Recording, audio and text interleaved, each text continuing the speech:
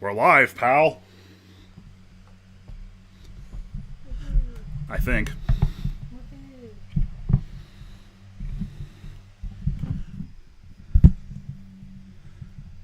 Okay.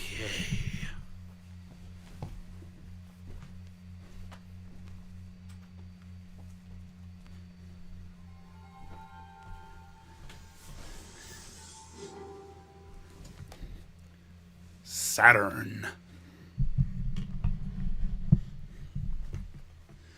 Thought I'd start off with one of the most iconic Sega Saturn games, Pseudo Saturn Kai Light. I love this one, can't get enough of it.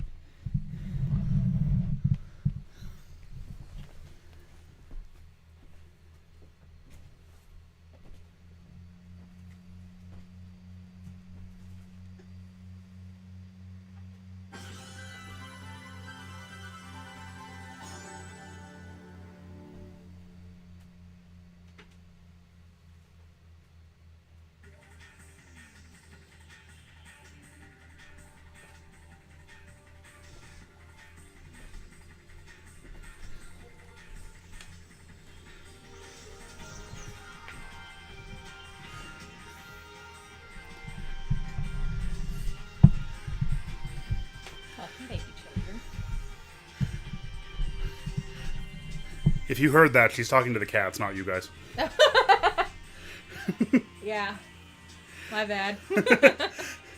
Alicia said, well, Alicia muttered, welcome, baby children. The cats are on me. I've been really into classic Mega Man games lately, so I thought I'd start out by playing the game that actually won the 1997 award for best voice acting in a video game. Oh, Mega Man 8 wasn't just on the Saturn, it was better on the Saturn. And that they added, it came out like months after the PlayStation version, so they added a couple of extra bosses to compensate for it.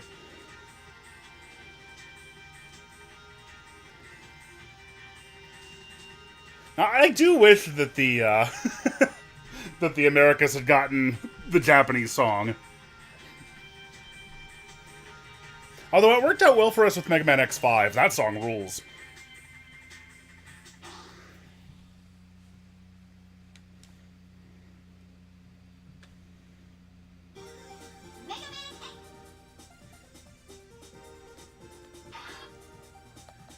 Oh yeah, the Saturn version also had a bonus mode, although I don't know how much I've actually got unlocked in here. I haven't played this in a while.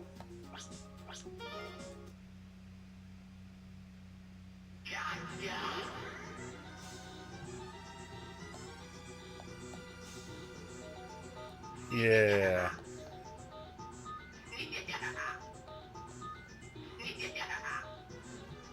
I think this was fan-submitted artwork. And they had Wily constantly commenting on it and going, wah! Now the world is mine. Now the world is mine. That's neat stuff. Games don't do that sort of thing much anymore. I didn't comment on it, but when I was working on, I didn't comment on it in the video, that is, but when I was working on Sonic and the Black Knight, it had, like, a whole fan art section that was pretty interesting.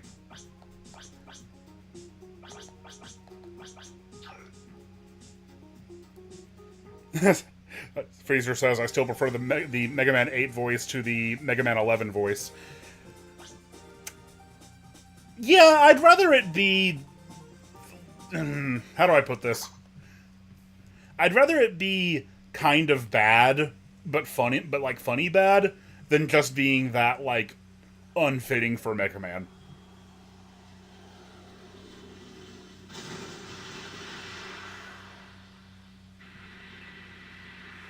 Can you guys hear the game audio okay? Should I, like, try to turn that up a little? At least for this cutscene.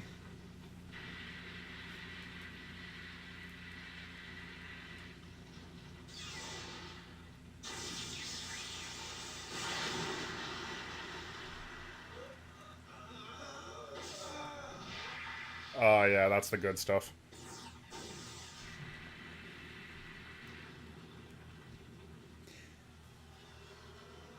See you guys talking about the final boss. I don't really remember what the final boss is like exactly. It's been a long time since I made it that far in this game.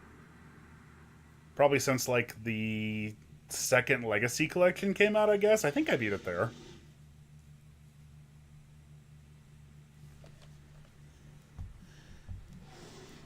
Yeah, good call, Fraser. I'll do that. I'll do that once they start talking.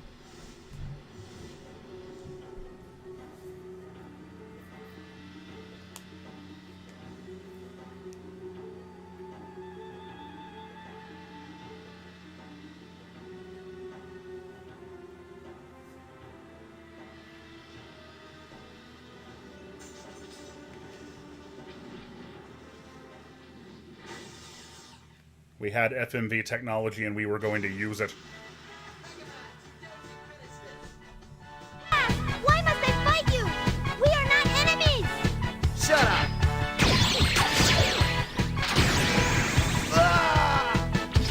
Mega Man! Roll! Mega Man, hurry! You must come with me! You can't leave yet!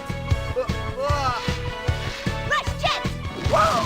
Dad, you'll have to take care of this some other time. No!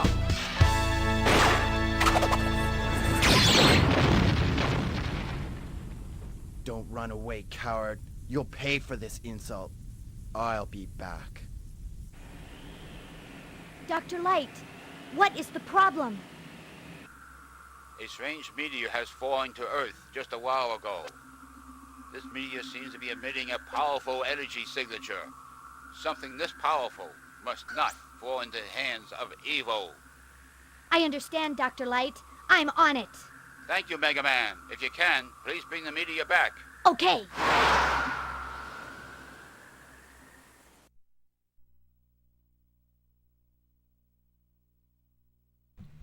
Yeah, Dr. Light has by far the best voice in here. Also, I just wanted to thank, scrolling up, Francis T218 for the super chat. Appreciate it, Francis. Also, I'm using, like, different streaming software here. Maybe somebody can help me with this. That was supposed to do something. I thought I had it set up to where, like, let's see if I can do it here. This is a test super chat alert for $29. Yeah, like, that was supposed to happen, but it didn't, and I have no idea why. But it's too late to figure it out now. Let's see, can I alter my controls on this one? No. Okay. Maybe I gotta do that from the main menu or something. That's okay. And I saw, I think it was Pepsi Man said that the FMVs were compressed. Yeah, like, the PlayStation had, like, native support for, I think, MPEG video, so, like, it did really, really well with FMVs, and they had to be compressed in a different way on the Saturn. Although, I think the Legacy Collection, I believe, uses, like, totally uncompressed FMVs. I did not give $29 to myself, that was just pretend.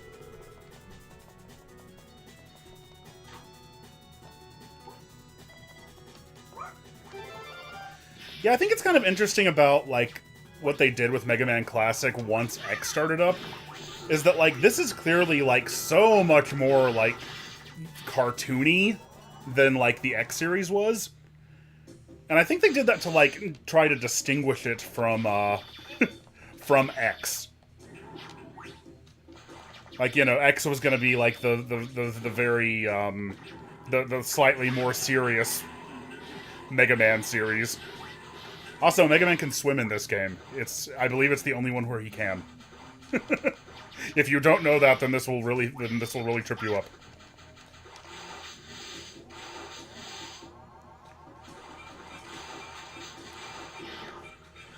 If there's any, like, Mega Man fans who, like, know this sort of thing, who can, like, point out, I guess, some of the differences with the, between the Saturn and PlayStation versions that I might miss.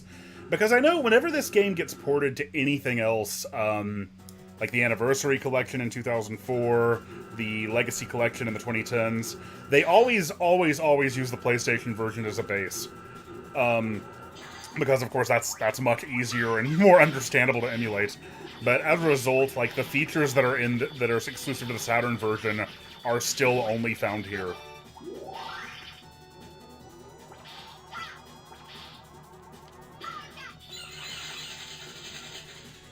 Somebody's asking about the Saturn audio. I don't know if there's any differences, but, like, it's gonna sound a bit weird here because, really, it's just my microphone picking it up.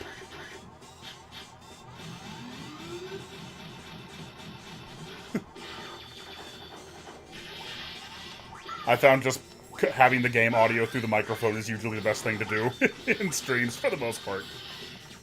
Oh yeah, you can use the ball here.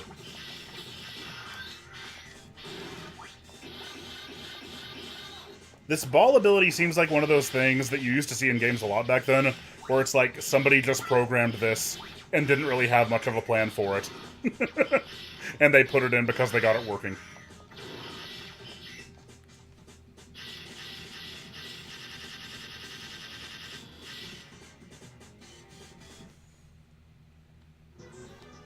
Yeah, Mega Man 8 is a beautiful game. It's over, Wiley.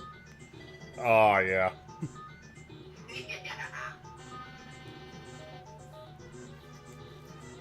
Now the world is mine. That's a pretty good Wily. Oh, thank you, Levi Church, who asked, just wondering, have you read the Mega Man comics? Oh, the IDW comics, I assume. Or no, they weren't IDW, that was Archie. As you can tell by me getting that one wrong, the only time I really paid any attention to them was when they did the Mega Man Sonic crossovers, which was Archie. But no, I even that it was only something that I was sort of tangentially aware of. I wasn't paying that close attention to it. I think we're gonna get another cutscene here. Probably one of the best ones. Oh no, not yet.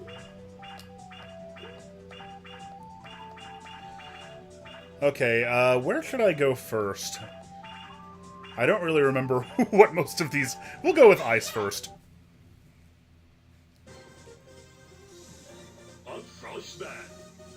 Impeccable voice acting. I think I picked this level first because in Mega Man X and X4, I usually go for the snow levels first. So maybe that'll work out for me this time too. Paper Sonic asks, is there a way to get the Steam version of Knights to control as well as the Saturn version?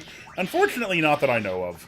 But, I mean, it's one of those things where, like, yeah, the Saturn version controls better, but, like, I guess, like, ignorance is bliss, and, like, even then, like, it's not the kind of thing that's gonna bug you if you don't know. And how many people have Saturn 3D controllers at this point?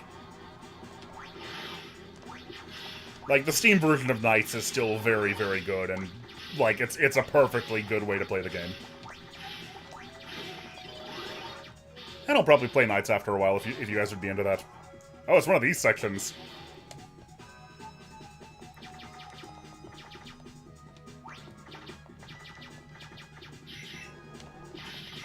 This is probably, aside from the voice acting, one of the most infamous things about Mega Man 8.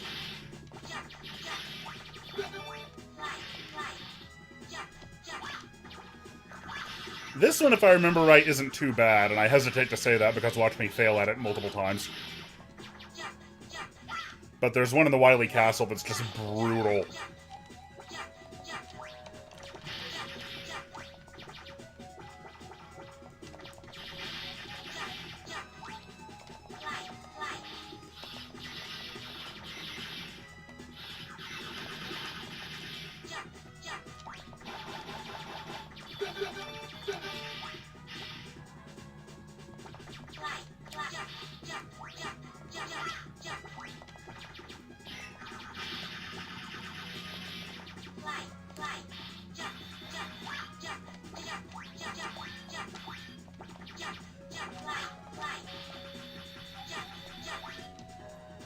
I apologize, it is basically impossible to talk while doing that. I'm okay at it, but I don't know this game that well. Hey, thank you very much, Spud Ninja VA. They say, hey TGC, sorry I missed your last stream, had a VA session go longer than I expected. Oh dude, no apologies necessary, I'm glad you're here for this one. And I appreciate the super chat. And I still don't know why the cool super chat thing isn't working. Again, if you didn't see it earlier, what's supposed to happen is this. This is a test super chat alert for $99. I'll figure it out for next time. But I was gonna do a whole thing where I pretended like the robot voice was Alicia. It was gonna be a really funny bit, you guys.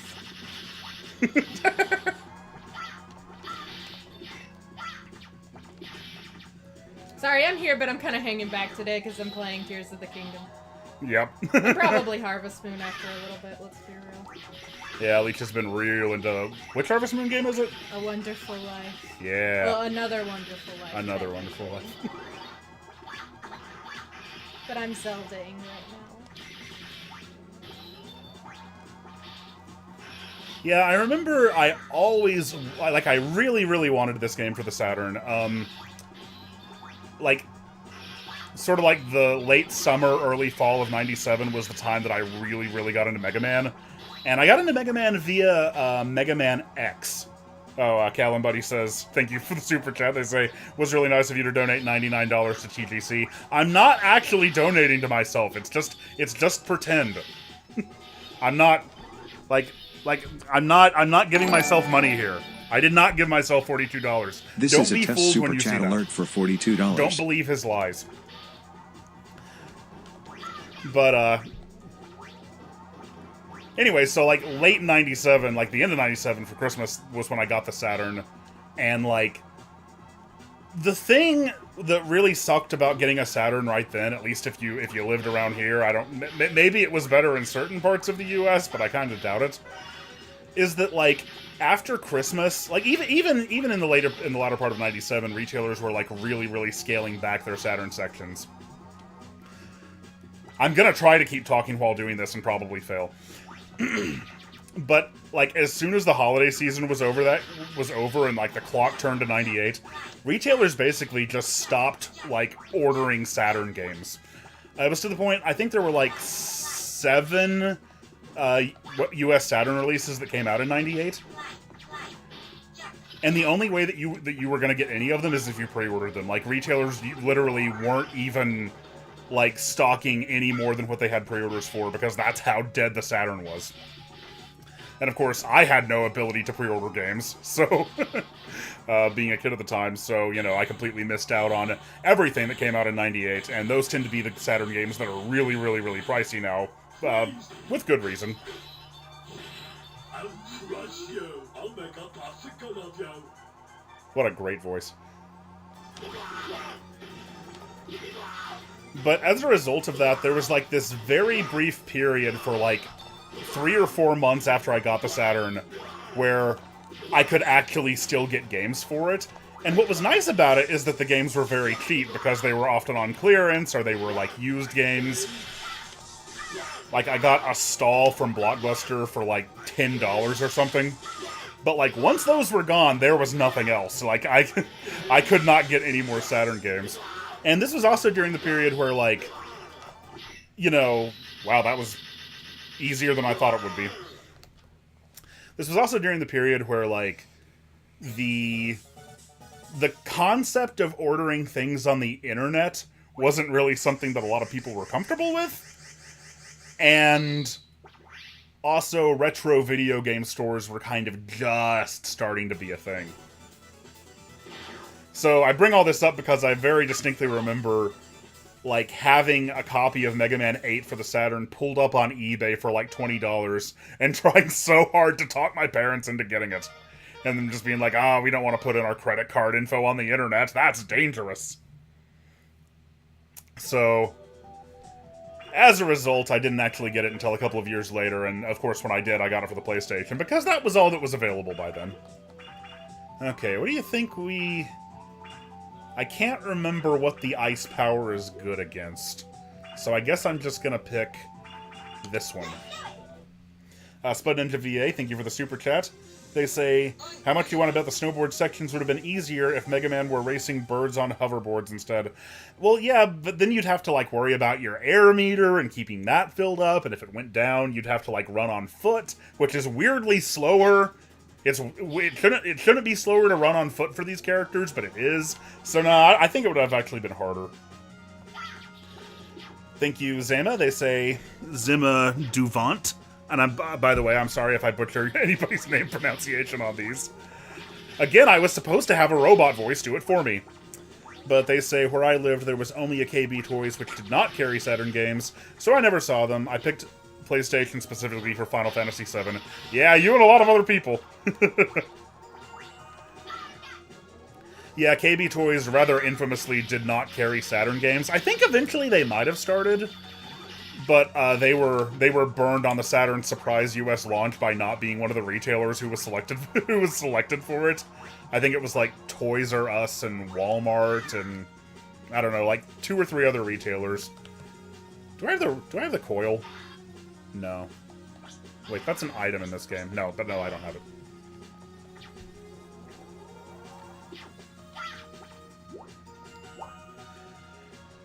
No, my console of choice in this generation was first the N64.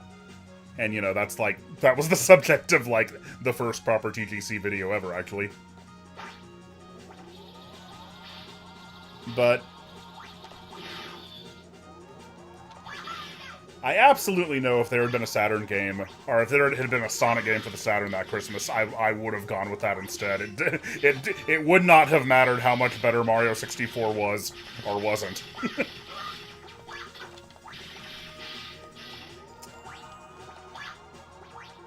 But one reason I'm playing this system now is because actually, I would say over the past 6 months or so, I've really been delving into the Saturn library. Like, I think I got it like I said earlier, I got it at a very bad time to be getting it, because I had no way to get games for it, and they were just about to leave the market entirely. But even more than that, I think, like, as a kid, there were so... Like, basically the reason I got it is because they finally made a Sonic game for it. An original Sonic game, that being Sonic R. And, like, that was the main thing that I really even cared about. And a lot of the other stuff was, like, either I didn't know about it, or, like, it didn't really appeal to me anyway. Like, you know, when I was a kid, I wasn't gonna, like, be interested in Daytona USA, which is ironic because I absolutely love Daytona USA. And, like, Panzer Dragoon seemed way far past... Like, there wasn't any hook for the Saturn for me as a kid. But, yeah, as a result of that, like, there's so much that, especially if you go into the import, like, market, like, the Saturn is kind of having a very good time of it right now. Like, over the past couple of years, like, lots of fan translations of, like, Japan-only games have come out, like, for Bulk Slash. So it's a very good time to look into the Saturn right now, as long as you can get one for a reasonable price, anyway.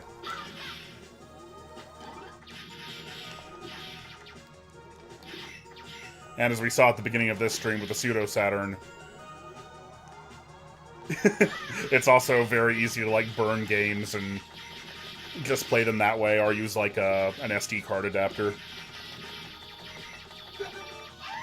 So I've been having a very good time with it, and I still kind of feel like I'm just scratching the surface with it. Or Sakura Wars, that finally got a translation. And I am really holding out for somebody, whether it's the Saturn or the PlayStation. I hope somebody does Tokimeki Memorial Forever With You soon. Love to play that. I did play the Super NES version, but apparently that's quite a downgrade. But it is, as of right now, the only way to play it in English. Thank you, Spud Ninja. They say Sonic R is an objective masterpiece, no debate. Well, of course it is.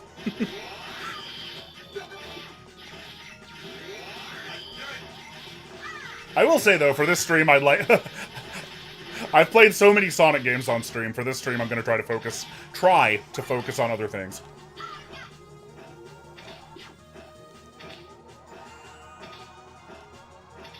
Like, I was playing Bulk Slash for the first time a couple of days ago, and I was just like, how did I never hear about this? But it only came out in Japan. Okay, you guys might talk me into playing Sonic R. If you play your cards right, we'll see.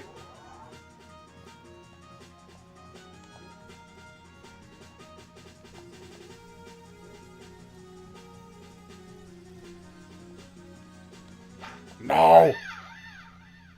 You know, I died because I was looking... I looked down at the chat and saw Ever going to release a full Metroid Dread video. So I guess that's appropriate. And yeah, oh, I get that question all the time. But of course I'm gonna do a Metroid Dread video at some point.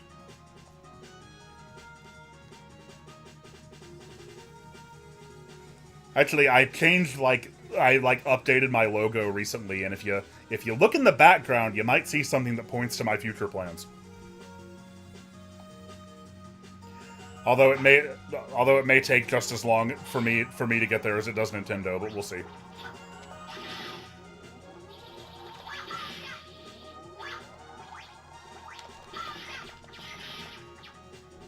Yeah, blame the chat, Josh. Everyone does it. Gonna blame him for that, too. Thank you, Callum Buddy. They say, chose a full house. Can you feel the sunshine? I actually don't get your reference on that one. My brain goes to the sitcom Full House, but I don't think that's what you're referring to.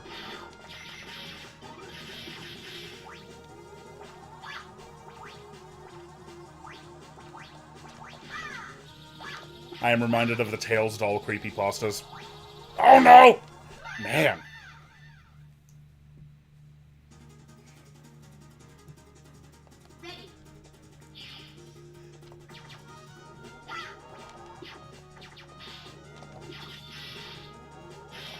Okay, I'm gonna try to focus up and not lose all my lives here.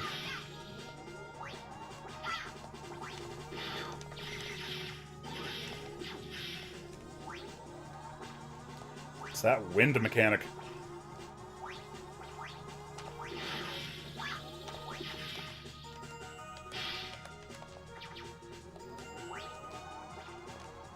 Oh, that was a bad move.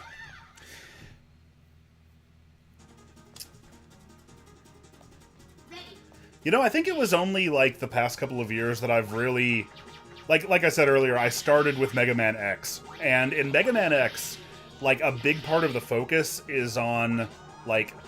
Oh, come on, come up, come up. There you go. Do these things ever come up? Yeah, there they go.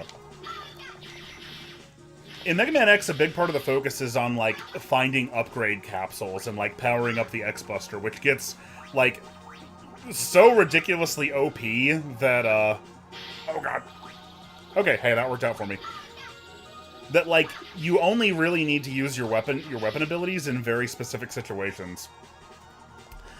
But I think because of that, because, like, Mega Man X, like, taught me how to play Mega Man, whenever I would go back to the classics, I would always be very confused because I'd try to play them the same way. I'd try to, especially in Mega Man 1 through 3, where you can't even charge up the Mega Buster, and you just have the little pea shooter. Like, I would try to play it primarily using that, and I'd just have a really bad time. I'll take on you. Be ready. And I think what I eventually had to figure out was that in these games, like, a big part of the point is, like, the variable weapon system.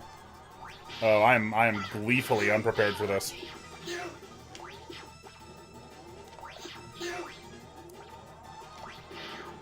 Thank you, thank you, Spud Ninja VA. Oh, this move sucks! Feel my power!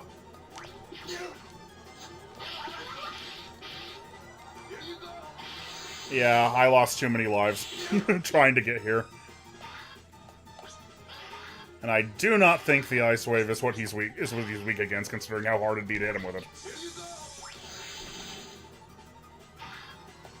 Yeah, not even gonna bother with that.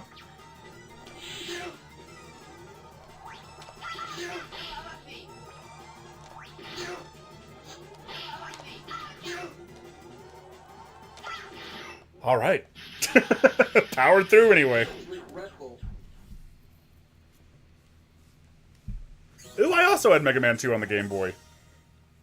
Again, never got too far on it. I think, like, Mega Man X was, like, you know, it was so much faster, and it had the dash move, and it had, like, the wall jumps. So, like, to me, you know, like I said in the NES video, going back to the classic Mega Man sometimes was just too... Like, I didn't get it the same way. Like, classic Mega Man, in particular the NES ones, are much more focused on, like, smaller, slower challenges in really, really specific and really well-designed ways. But, like, I really struggled with that. And also just, you know, NES games were so much harder. I think I'll play one more level and then go on to something else. Ice Wave is his weakness? Are you serious? How do you... How do you hit him with that?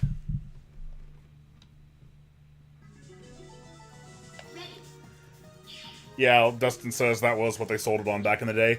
Yeah, that's the thing. I didn't, like, of course it makes so much sense now that, like, the whole point of, like, the original Mega Man games was all this, like, variability that the different weapons could give you. But going from X to that... Ooh, I do like this one, though.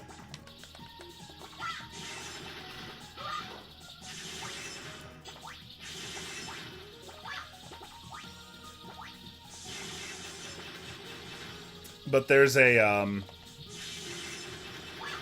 team making not a ROM hack, but actually like a full Genesis version of Mega Man's 4, 5, and 6. That's not what I wanted. That's what I wanted. It's called Mega Man: The Sequel Wars, and it just came out with... It's so freaking good, though. It's like... It is everything that Wily Wars could have been. And I'm okay with Wily Wars. Wily Wars is okay. But they just released Mega Man 4 in that style, so...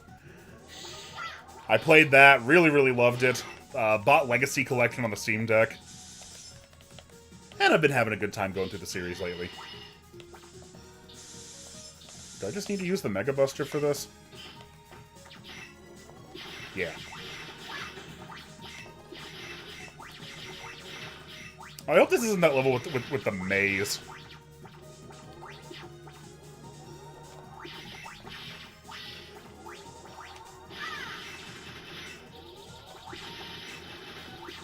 Ooh, Spud Ninja says that, thank you for the super chat, and they say they were introduced to Mega Man through the Wily Wars.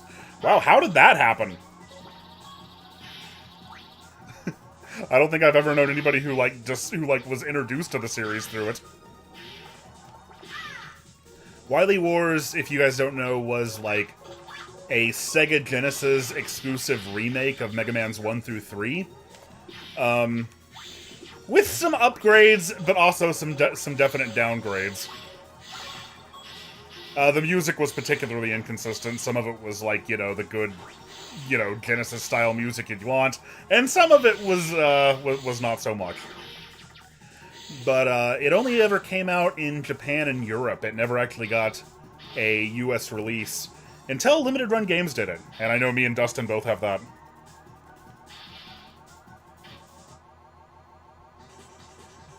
Although you could play Wily Wars via the Sega channel if you had that, because Sega was just constantly trying to be about 15 years ahead of everyone else.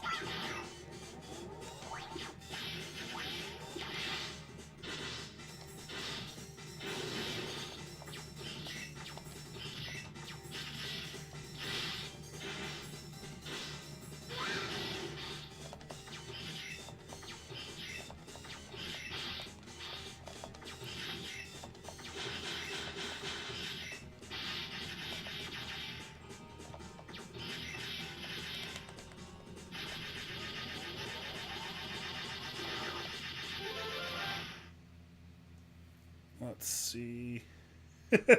Bookish Delight says, the stream's description makes me feel either very seen or very targeted. I'm not sure which. Oh yeah, Dustin, it might have been Retrobit. But yeah, in regards to the description, that's kind of what I'm saying. Like, the Saturn had so much good stuff on it. Like, it has... We watched the Matt McMuscle's What Happened on the Saturn shortly before this stream. And he pointed out that, like, the Saturn has over 1,000 games released in total. But, like, 75% of those were limited to the Japanese market. So, like, there's a lot of good stuff out there for the Saturn, but, like, virtually everything that's good about it can be described as a hidden gem. Let's see, I don't have a way to light this.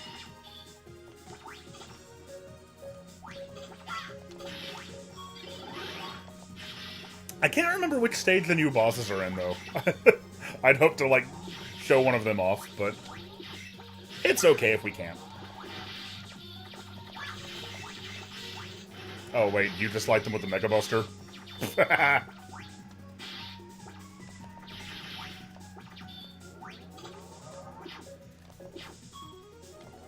Oh, maybe not. Is it these things? Oh, thank you so much, Spud Ninja. That's very generous of you, and I really appreciate it. You didn't have to super chat again to explain it, man. It's okay.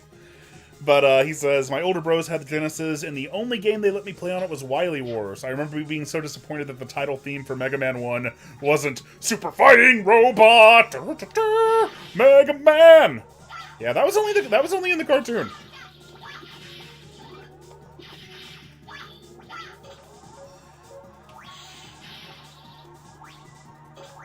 Yeah, you guys are right. They can light it, I can't.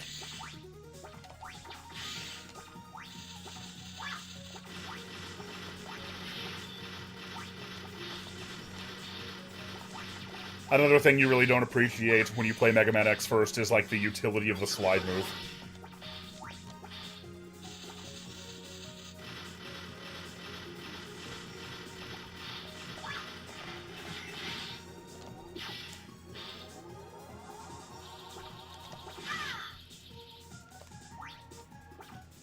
But I did eventually, when I got Mega Man 8 for the PlayStation, I remember I was so hyped about it. Like, I remember my mom told me we were gonna like go to the retro game store and get it that weekend, and so I was like spending like several days looking forward to it. And this was around like 2000, so the game was a couple years old at that point. But 2000 was about the time when I really started being like, okay, I think I might like 2D games better. I think I might really miss, like, the design principles of 2D games, so that's when I really started getting into them. Say hello to my cute bombs. Cash Banuka says Saturn is basically the hidden gem console of hidden gems, and yeah, well said. Okay, let's see. It's not gonna be this. And it's not that. Oh, the air move works on Tengu Man, doesn't it?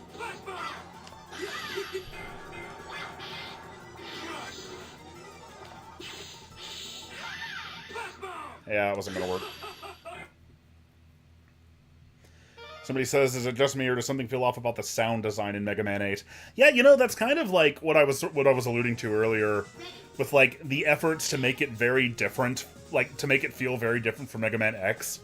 Like, you know, Mega Man had always landed with that delightful little dee-doo sound effect, but in this one it's like,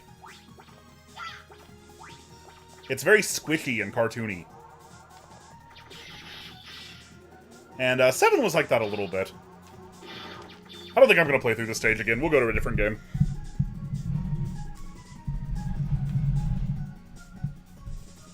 Well, no, the PS1 wasn't retro in 2000 by any means. I just mean, like, at the time, any game that was, like, that still used 2D sprites felt pretty dang retro, even if it was technically a new game.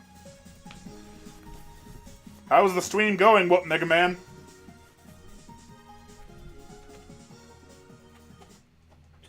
Excellent.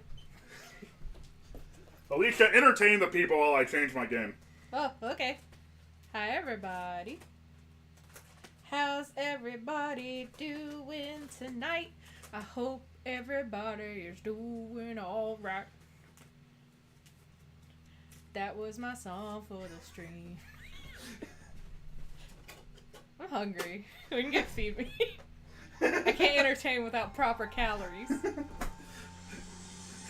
Somebody in the chat, instead of super chatting, order Alicia a pizza. Order me a big old pizza.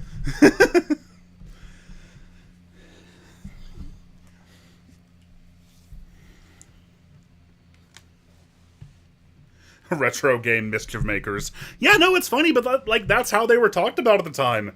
You know, the phrase I've used before is that, like, Donkey Kong Country 3 was retro before it was even released. Just because, like, the 5th generation was such a breaking point in terms of what game consoles could do and how video games were designed. Ooh, Knight's New brings up Odin Sphere. Yeah, that's a really good example. Odin Sphere's so good. Yeah, Alicia introduced me to Odin Sphere. That game is beautiful. I love Odin Sphere. Sega Rally Championship. I played it when it was weird on the PS2. Oh, Left Brazier is so good, though. If you guys haven't checked out the Left Brazier version on PS4, you should. Let's see, we need the 352. There we go.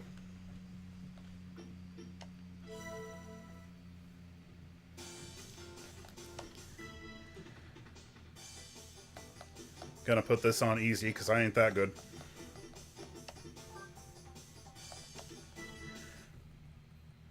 Yeah, this is a good example of a game that, like, I kind of, like, started playing on a whim. Cause, like, back in December, I really got into Daytona USA. And, like, that game only has 3 tracks, but it has so much replay value. And, like, I played it for several dozen hours, and I feel like I barely scratched the surface with it.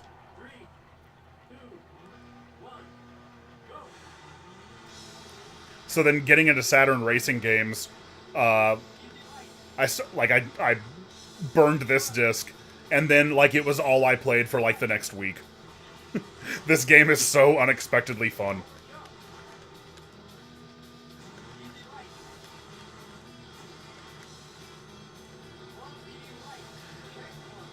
The gimmick with Sega Rally is that, like, your handling is very different on different types of terrain. And so you have to take that into account. But man, like, it feels so good to play.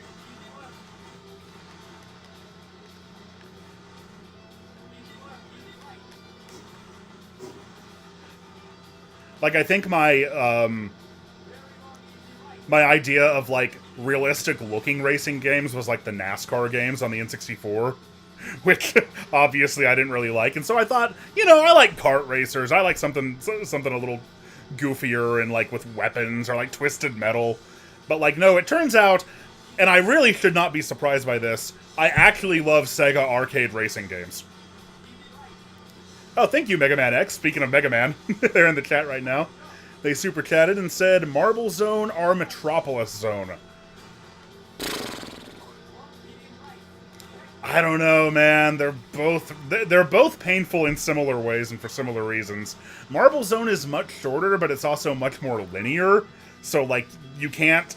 Like, at least with Metropolis Zone, if you're replaying it, like, you can go a different direction and have more fun with it. Say your mom zone. It'll be really funny. I'm not gonna say your mom zone. But it'd be really fun.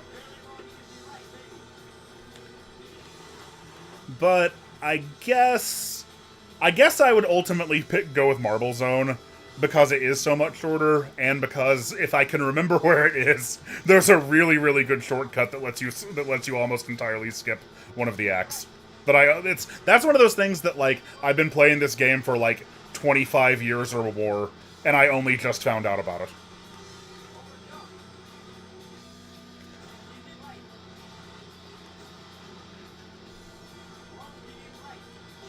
Yeah, there were NASCAR games on the N64. There was, like, NASCAR 99, and I didn't exactly love it, but I played it a lot because my dad loved it. So he would always want to play it.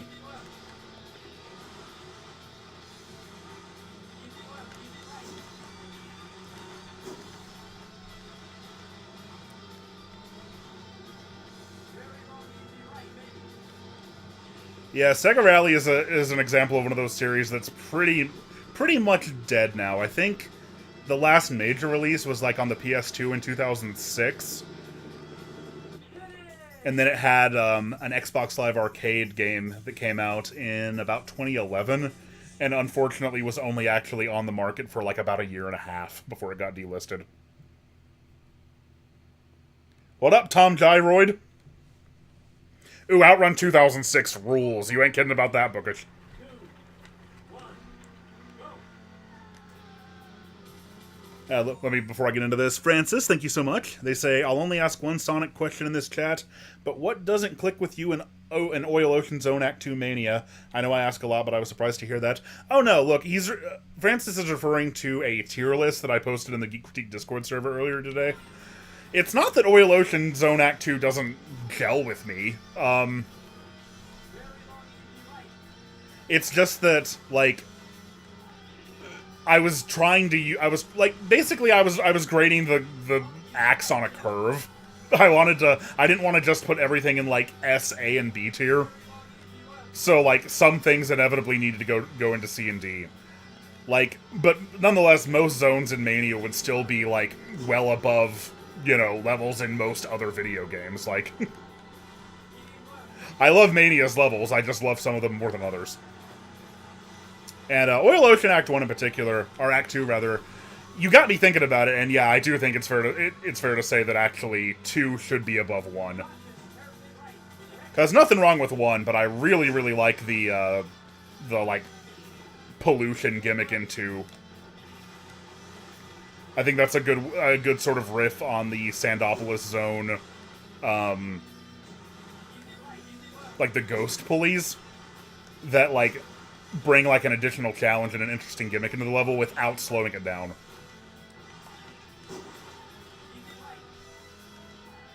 But yeah, like, the way that your car handles on road here is, like, so totally different from how it does in dirt. Like, I got so into this stuff for, like, a couple of months ago that, like, I was, like, figuring out there are these extremely... Well, I don't want to say extremely, but pretty dang complex PC emulators for Sega Model 2 and 3 arcade boards. And I, like, figured out how to get all of those things set up. The arcade version of Sega Rally looks better. But the Saturn version has, like, still controls really well, and has better music. They actually redid the whole soundtrack and CD quality for it. I am not doing great here.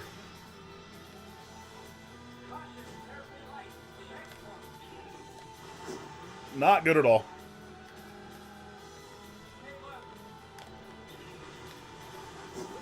Sega Rally had the same composer as Daytona USA, although it unfortunately does not contain the same vocal tracks.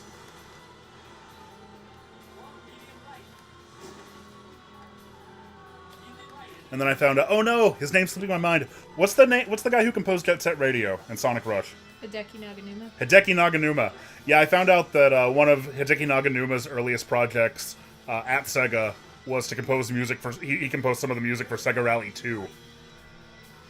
He's a king. And, like, as soon as I found that out, like, he has such a distinct style that, like, I pretty much immediately knew which tracks he had composed.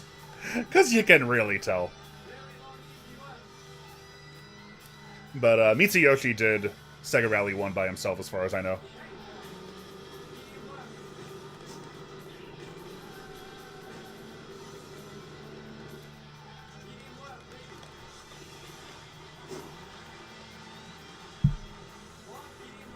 There was a Twitter trend going around, I think it was earlier today, about post your favorite Simpsons meme. And somebody posted the Sega Rally Simpsons meme, and that is my favorite one as well.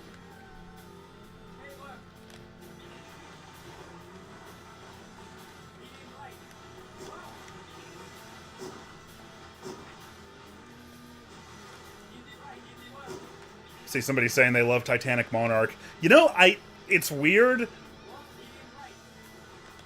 I don't really love Titanic Monarch in any... except in Encore mode. Okay, just barely. I don't think I'm going to be able to finish this game. I don't think I have enough time on the clock left.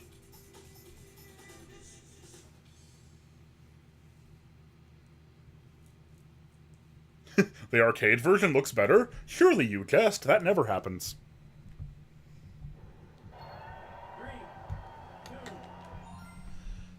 17 seconds left. I wanted to scroll up a little and acknowledge Alien Run! Long time Geek Critique viewer Alien Run is here. Say, in before the inevitable Sega Saturn video that has no thesis. It's just you gushing over Saturn games you didn't get to play as a kid. Hey, I have thought of that. Who needs a thesis anyway? Theses are for nerds. I'm a history major. Alicia is a history major. She just finished her first semester in college. Say congratulations to Alicia, everyone. Oh, you. So And- I know better than anyone that theses are for nerds. But my hypothetical Sega Saturn video that only exists in my head right now does have a thesis. Yeah, it's that the Sega Saturn is cool. It is cool.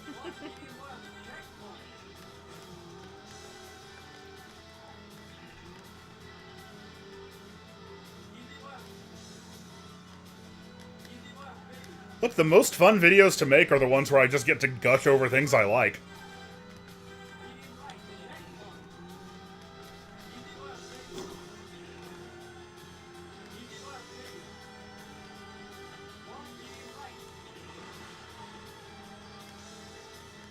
Like, I know some channels, like, really, like, enjoy and, like, seem to thrive on, like, you know, talking up things that went wrong or games they don't like. And, like, I think there's a certain amount... See, I didn't make it. I almost made it. That was the finish line up there. But not quite. Oh, they're saying congrats to you, by the way. Oh, thank you, everybody. You're so nice. You're all so nice. Now I have to graduate with a super degree. To make everyone proud. Penguin noises indicating congratulations. My favorite kind. Oh, thank you for the super chat, Francis. Also, dude, like you're saying, you're paying for the Discord. You don't have to super chat, man. Nobody has to super chat, but especially Discord people. Somebody says, "Wait, is Alicia a lot younger than you then, or is she just doing a late college degree?" It's a late college degree. I'm 30. Josh is not a cradle robber. I'm gonna change the game. Hang on a second.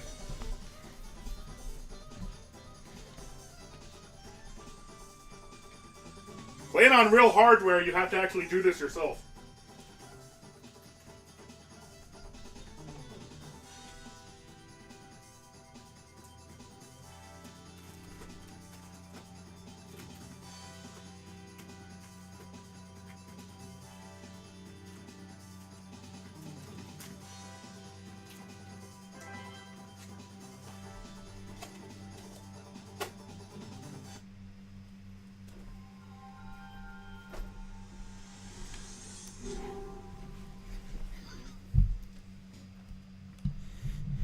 I did not say 30 with so much contempt.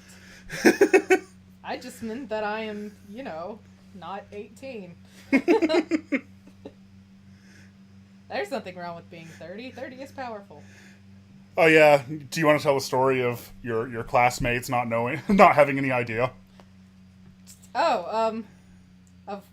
Like the one about Where you were saying that we started dating 7 years ago. Oh yeah.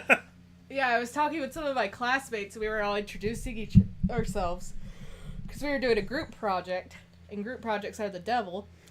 But, yeah, I was talking about how I was, you know, married, and I'd been with my husband for 7 years before we got married, and everyone got, like, really uncomfortably quiet. And I was like, what, did I say something weird?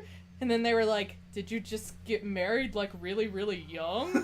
And I was like, no, I'm 30. They thought I got child brided. They had no idea.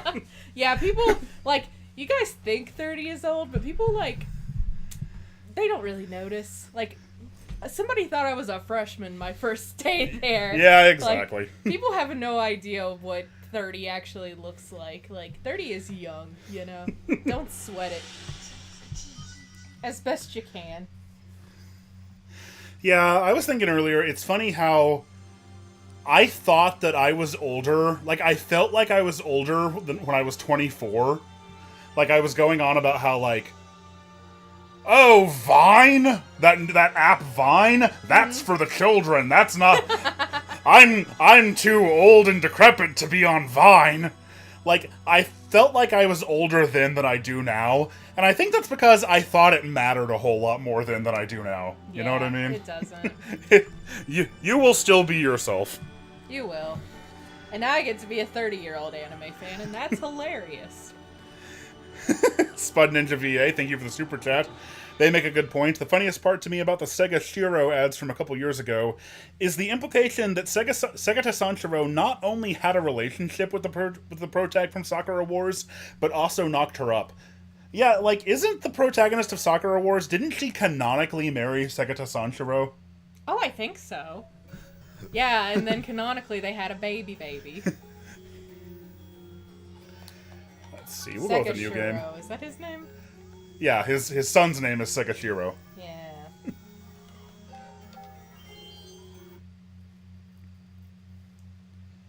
Alien Run says, I'm 27, ironically the year Josh was around when I first found this channel, and people still commonly think I'm a teenager somehow. Mm-hmm. Yeah, people just got some wacky ideas about aging. Oh, I did it! I did the glitch where you take off backwards. During that little cutscene where the Nightmare carries the idea to the capture, you can still actually move, like your character still stands up and you can move around. And if you do that, then you'll take off like this. Until you hit something.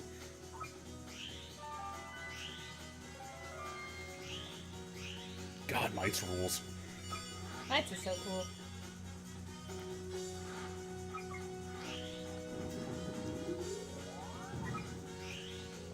Let's see, my experience with Knights... Knights, of course, was not a game that I only found recently.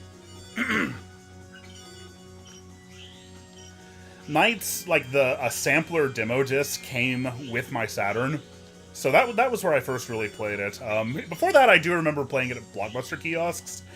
The thing about Knights, though, is that it's one of those games that's very, very bad at conveyance. The game does absolutely nothing to teach you how it's played or what its rules are. It trusts you to read the instruction manual. Which works great if you're the kind of person like me who always read the instruction manual very dutifully. Had it open as a reference every time that you were starting a new game. And in fact read it for fun. Some of my childhood manuals are like all beat up because I would literally like take them with me when we were going somewhere. Just so I'd have something to read. That and game magazines and like tip books. I read like everything I could get my hands on as a kid. But nonetheless, a game like that doesn't work so well when like you're playing it in a Blockbuster kiosk or you're playing it as part of a sampler disc. And like it's just not at all clear what it is the game expects of you. So I think because of that, like, even though I liked messing around with the demo disc that came with my Saturn, I never actually got the game until I was a little bit older, and that was when like I really got into going to like retro stores. I think I was about 12 at the time. Like retro gaming stores were really starting to be a thing. And we had this great one in town where, like, every time I got, like, birthday money or Christmas money or basically anything at all, I would go blow it all there. And they had this wonderful, wonderful display of, like, I feel like it was several, like about 20 copies of Nights into Dreams with the Saturn 3D controller unopened. And I was like, is that... unopened and also... asking like $12 for them. Do I need to hurry up here? Am I gonna make it? I think I can make it. I believe in myself. There we go.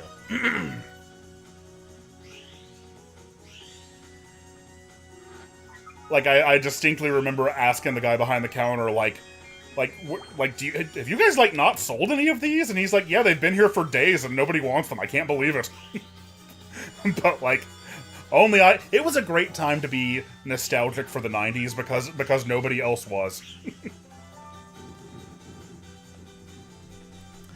Let's see, I got a super chat here from Mega Man X. Thank you so much. Do you remember hearing about the 299 speech by Steve Race at E3 96 when it happened, or did you not hear about it? That was the first E3, 95 actually, and I did not hear about it at the time. Like I was very, very, very little. Like, I'm sure maybe I had, like, a magazine that talked about it, but, like, I was too... Even if I'd read that part, like, I would have been too young to, like, understand what it meant, or what the implications for it were. Like, it was funny because, like, you know, you'd have, like, your magazines that were very, very geared toward kids, like, Tips and Tricks kind of was, Nintendo Power especially was, and those were really enjoyable. But when I got something like Next Generation, or, like, Game Players, something for, like, you know, something a little more serious, or something a little bit, like, outside of my demographic, I would basically just flip through them looking for news about, like, Sonic or Donkey Kong Country.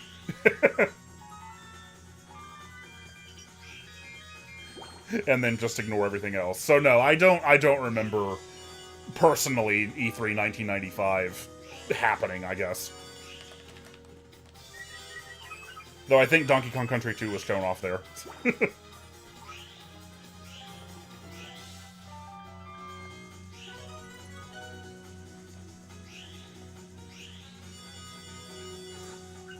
Remember when instruction manuals back in the day were actually fun to read? Remember when instruction manuals back in the day actually existed at all?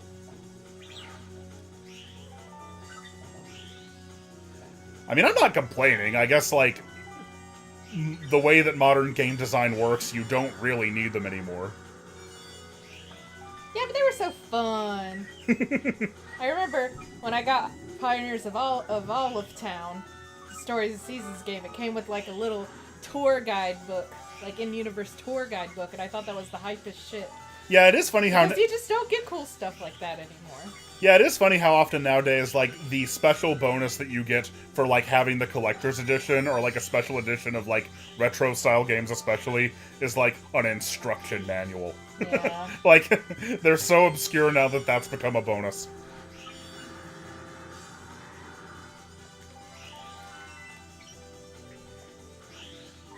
But I think I've told this story in videos before. Like, I had such the wrong perception of like how people approached video games when I was a kid. Like, I thought that everybody approached them the same way I did. Like of course you've got to read the instruction manual. Of course you've got to, like, you read that on the car home and you have it open as a reference. Like, how else are you gonna know how to play the game? And I remember, like, talking to one of my friends at school about this in, like, 2nd grade, and he looked at me like I had 2 heads. And was like, no, what? I never read those things. What are you talking about? I was like, oh no.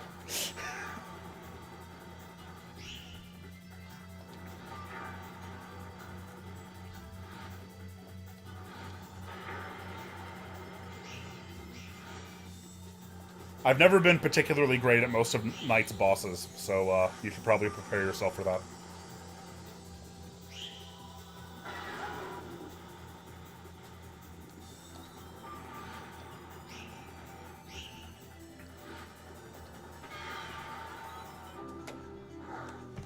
Oh yeah, what we were referring to was that at the very first E3, like, the moment that basically made the PlayStation brand was that, like, Sega went up there and they announced that the Saturn was launching early and it was going to be $399, which was just bonkers expensive for a mainstream console, but it was launching early, and it had 6 whole games at launch.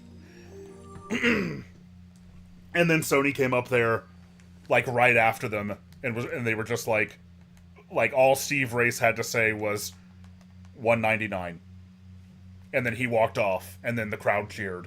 And, like, I think it's Whimzu? Is that the channel? We watched a video by Whimzu recently about the first E3 where he really went into it. It was good.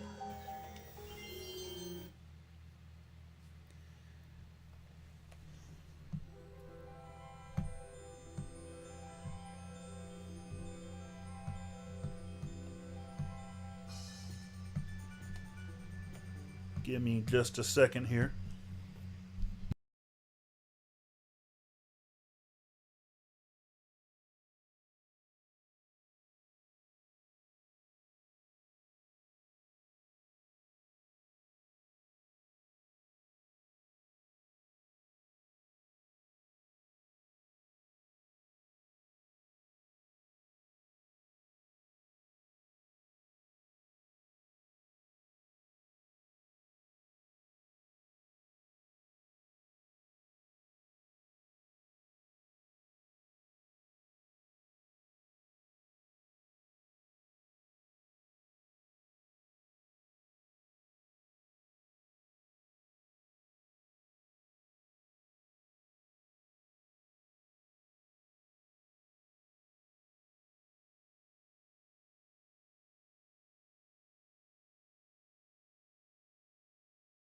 Oh, people are correcting me.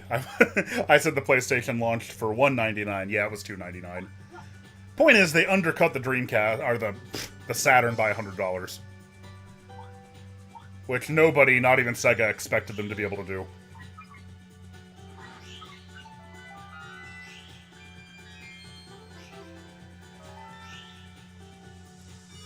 Yeah, I always get that a little confused because, like, the N64 was the one I got first. Not that I had to concern myself with how much game consoles were back then, but the N64 launched at, like, $200, I believe.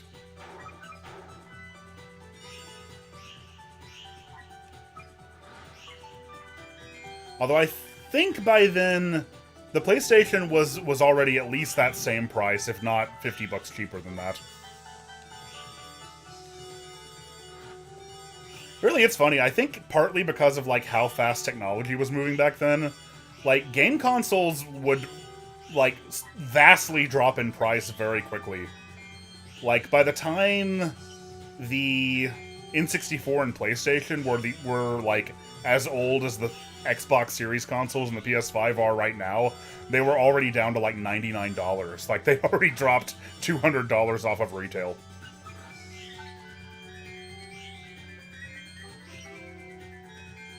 But also, by, like, 98, they were all, you know, they were getting long in the tooth compared to what you'd find in the arcades, and especially compared to what you'd find on PC by then. Oh, N64 was $249? Yeah, that makes sense. Thank you for the correction.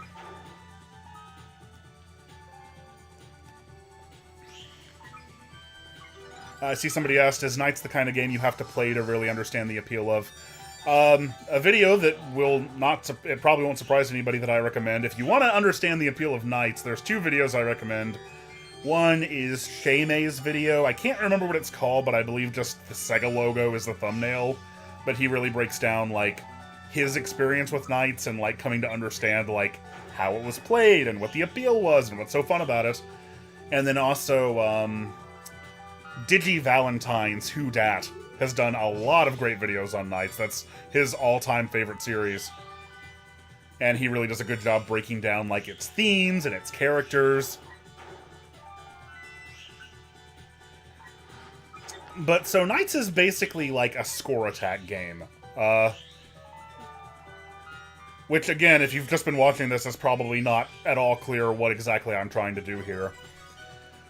So you've got these colored orbs called Idea, maybe? Which, represent, like, your dream energy. And on each route, what you have to do is get enough blue chips that you can break the Idea capture, which is this thing. Each one needs 20. And your goal is to break it as fast as possible.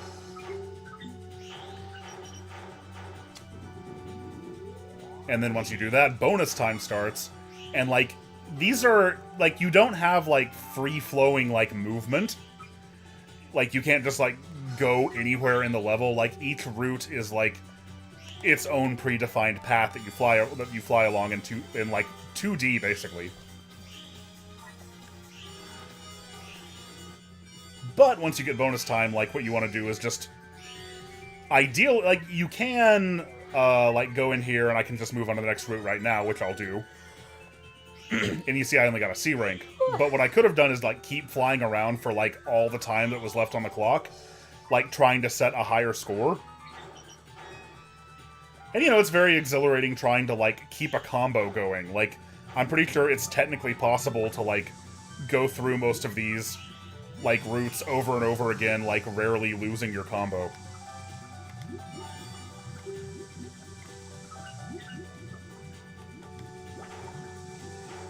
I feel like I'm not explaining this well at all, which probably points to the very problem that Sega had trying to explain the appeal of Knights.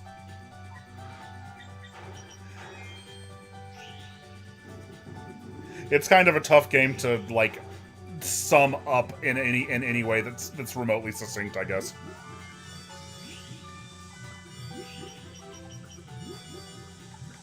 But man, I love it. Like, I got it, like I said earlier, I got it when I was about 12.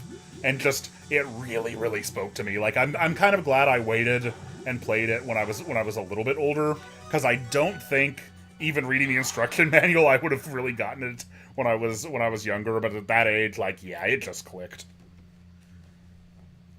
Tony Hawk for kids. That might be a good way of putting it. Knights be shredding.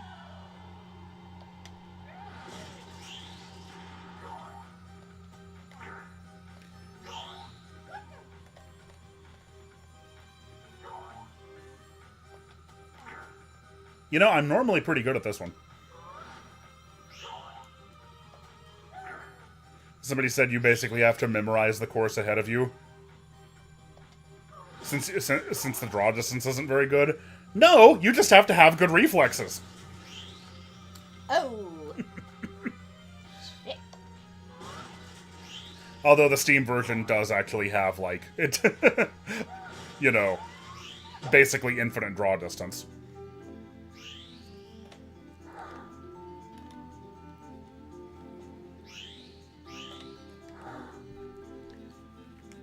That's not right, is it? That's one of those. Yeah.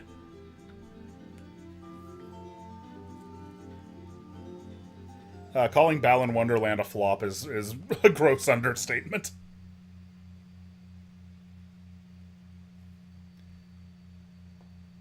Somebody says, did you ever play Journey of Dreams on Wii? Just a little bit. Honestly, I probably need to give more time to it, but at the time I was just like, why are they talking? Why are there so many cutscenes?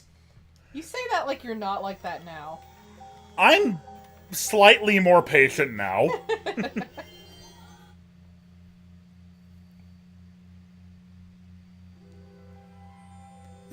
Wonder World. It's Balan Wonder World, apparently. It is. Oh, sorry, Knights Noob, I didn't... It's hard to glance at the chat and know the full context. I gotcha.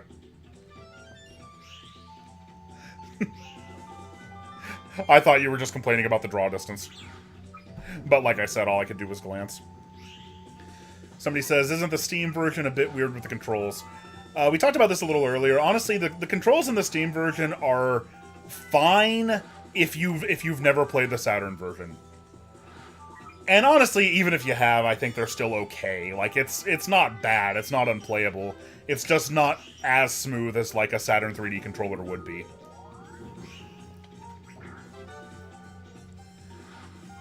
But, you know, ignorance is bliss on that sort of thing. Although I really don't understand why... So, like, Knights got a PS2 port only in Japan in, like, I think the early 2000s. And that's what the Steam version is based on. But, I mean, you know, the PS2 had, like, an analog stick, so it had... Like, there's no reason it shouldn't have been able to do it. But I know that port has the same problem, where, like... It's like, you know, I have, like, very fluid, like, 360 degrees of movement here. Moving on the Saturn analog pad. But, like, you're much more locked into, like, 8 or 16 directions on the PS2 version, and thus the Steam version. But, like I said, it's don't let that put you off from playing it, if this looks interesting, or looks like something you'd be into. Because Knights is absolutely brilliant. It's kind of like... It's one of the best examples I can point to of, like, the magic that, like, Sonic Team had in the 90s and, like, early 2000s. And this game in particular was very special because, you know, they got to make the game that they wanted to make. One of the things that would really start tanking Sonic Team's reputation a few years down the line was that they basically were not allowed to deviate from the Sonic brand.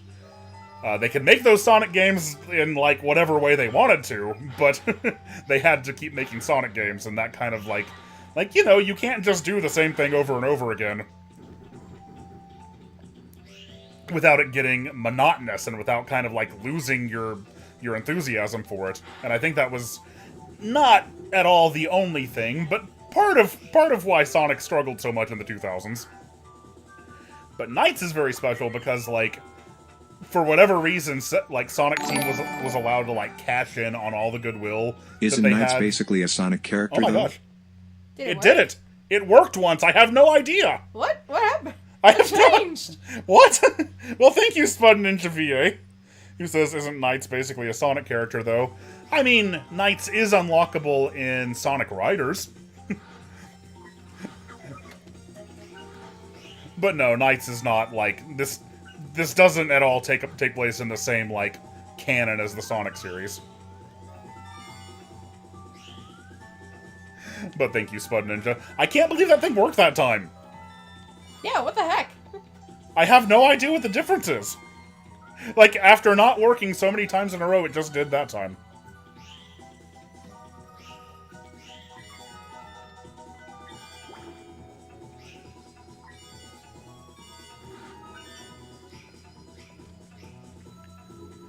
Oh yeah, somebody said, as I said earlier, it should be up there with Mario 64, and if F7 is the best of the 32-bit gen. Yeah, I did see that earlier, and I forgot to acknowledge it, but that's actually why I was like, you know what, let's play Knights next.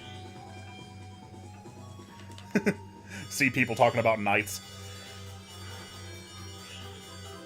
Like, even if the Saturn had, like, better marketing and had a bigger install base, I still think Knights, just by virtue of like, its primary gameplay being on a 2D plane like this, it's... Oh. It worked! Have you played Ball in Wonderworld? Wow. I recently played through the game and surprisingly enjoyed it. It defies many modern gaming conventions, but it isn't bad. I could gush about it, I enjoyed it so much. Why is this working now? I don't know. It didn't work for like an hour, and now it is. I have no idea. Well, thank you, Parker B. Thank you very much for the super chat. You know, I actually did get Ball in Wonderworld. I think I found it on sale for like 20 bucks. And I was like, well, I can't not have it. God, I was so excited for it. I think a lot of people were. And then I played the demo. And, like, honestly, like, I do see where, like, you're coming from. With, like, it being very creative and definitely defying modern gaming conventions. I think if I put myself in the right headspace for it, I probably would be able to get, like, quite a bit out of it. Just haven't taken the time to do that yet. But hey, you know, it might be a good topic. It might be a good thing to stream sometime. Oh, I got shrunk. There's an enemy on this. I am rapidly running out of time. We might actually get to see what the 3D gameplay in Knights looks like here in a second.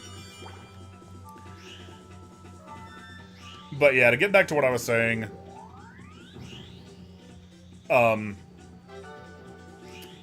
even in the best case scenario, I think just the fact that so much of Knights' gameplay is, like, technically on a 2D plane means it always would have had trouble, like, standing next to Super Mario 64 and Crash Bandicoot in like, late 96.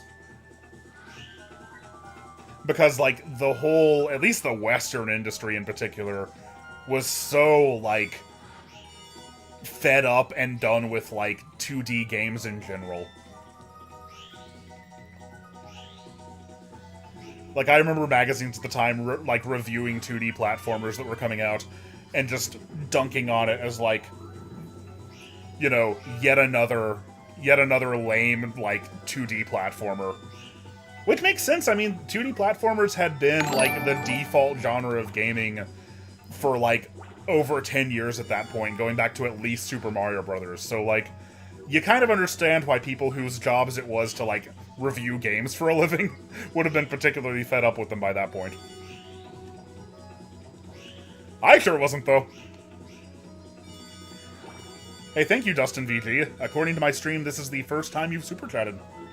He said nothing, and I don't think we got a notification for No, it. you did. You did get a notification. Oh, I didn't hear it. I was watching. I was talking too much. You need to crank the volume. You have gentle ears. I do have gentle ears, you're right.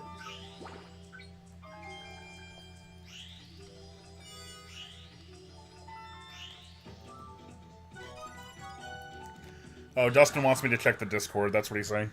Oh. Okie dokie. Artichoke. Checking the Discord. Can't look for too long. Oh, he wants me to play this on stream. Okay, I'm trusting you here. I can't show it without moving a bunch of stuff around, but I'll play the audio.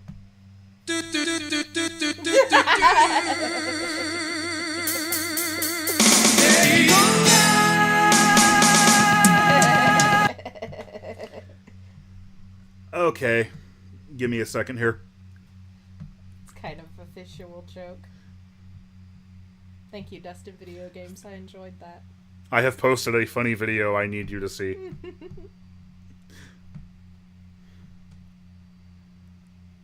We'll just do a screen capture.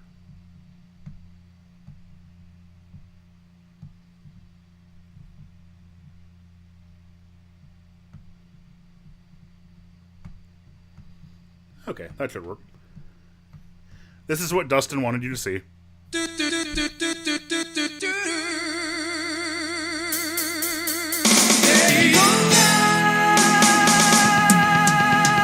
Thank you, Dustin. I enjoyed that.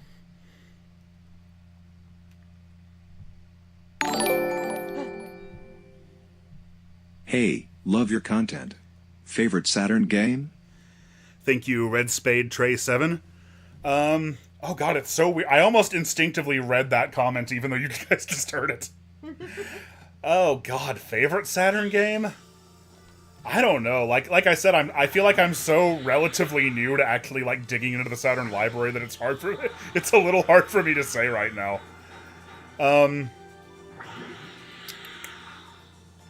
Like Daytona USA is definitely up there. That's kind of one of the first things that comes to mind. Ooh, mine is Baroque. Oh, there you go. That came out on the Saturn. I get to be cool. Dustin Cole posting. Somebody says, by the way, your videos got me to try Sonic. I mean, I hope you liked it. If not, I apologize. The only correct answer is Sonic R. They're not wrong. They're not.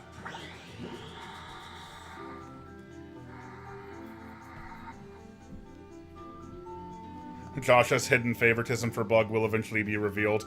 I got Bug a couple months ago. Like, I got a real copy of it. He did. I don't know why, but I did. We would go to our local game store and he'd be like, oh, it's Bug. It's calling me. Oh, they have Bug 2 as well right now. Yep. And I'm tempted. I'm tempted. He is tempted. I don't know why. Somebody said, Dylan Yoshi says, I was hoping you would just start singing Burning Rangers in response to favorite Saturn game. I need to play more Burning Rangers, you know? You do. I mean, it's definitely your bullshit. It is.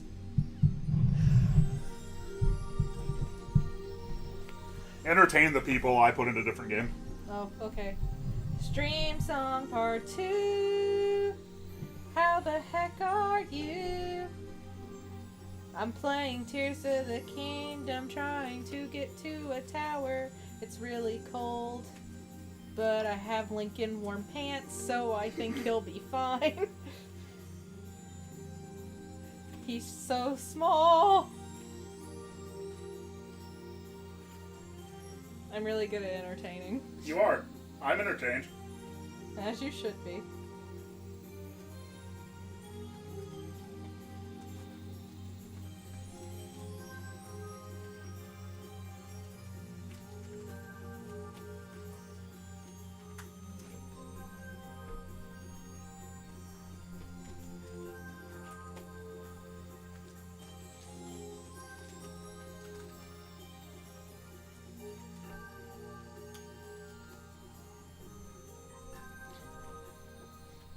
Yeah, Tears of the Kingdom is so good. I found a really good hole earlier. With a lot of good rocks. And zeonite? Is that what it's called? Yeah. Zonate. Zonate. I found a lot of zonate, if you will. I want to add another charge to my battery pack.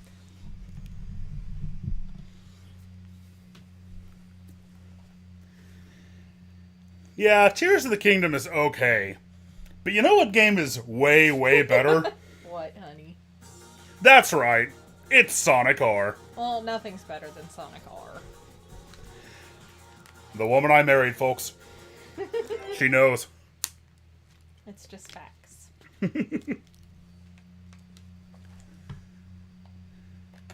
We don't need to save. I was talking about literal holes. Literal digging holes.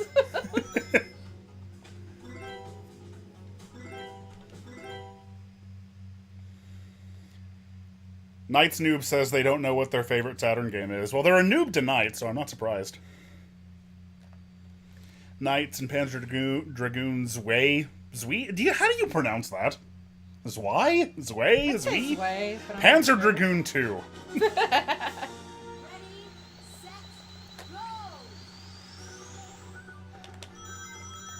I played Bulk Slash for the first time a couple weeks ago, and I really enjoyed that one. Yeah, collecting the anime women right in front of me.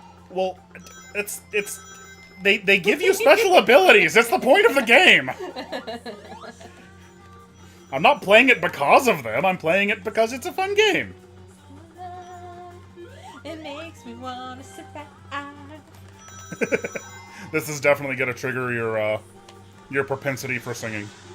Yeah, sorry guys. Or you're welcome. Or you're welcome.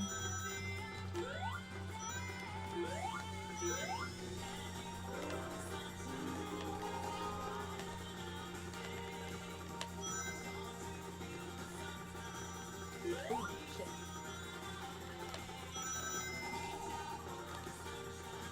This game is only actually going to take about 15 minutes, though, so what do you guys want to play next? It's a very short game.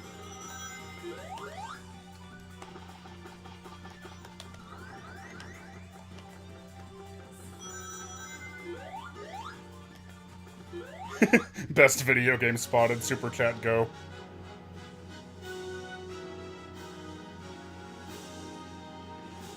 Oh, how could you forget the Game Gear Panzer Dragoon game? That happened. Sort of. Zeal says that the soundtrack to this game is too good for the game it's in. You misunderstand Sonic R. You have to forgive them. I have to forgive them. They don't know. They don't know. They don't know. Spud Ninja VA. Again, okay, now Spud Ninja VA Super Chatted and it's not triggering the thing. Sometimes it takes a few seconds. I don't know. I don't know what's happening. No, see? Wait, there it goes. Yeah, sometimes it takes a few seconds. Sent you a meme on Twitter. Okay. You have to go look at the meme. I'll go look at the meme on Twitter. They super chatted. It's the rule. I couldn't spin dash because of it.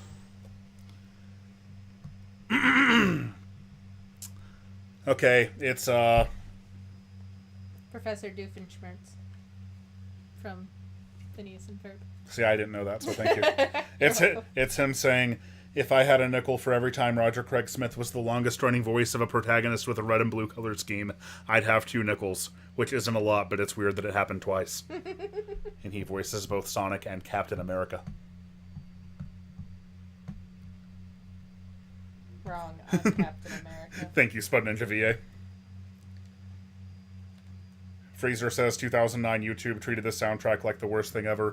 1997 game magazines did too. I couldn't believe it. Man, people really did not know quality back then. My They God. didn't. Like, what is good music in your opinion? Generic, like, movie score? Generic Biddle music. Yeah. Y'all can't handle anything with a little bit of spice. Ooh, probably the worst thing, in a very similar vein, like the official Sonic CD like strategy guide talked about how much they hated like the intro movie music in Sonic CD. Now I don't know if they were talking about Sonic Boom or Toot Toot Sonic Warrior, but like either way, both of those songs are awesome. Yeah, Toot Toot Sonic Warrior Oats.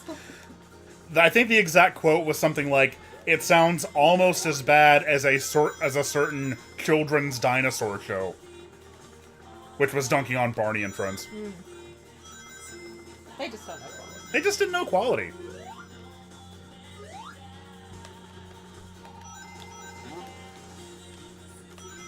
But yeah, I knew I had bad taste in music very early in my life when I'd play stuff like this and think that it was awesome, and then... No, you just had the correct taste in music. How about I had very different taste in music?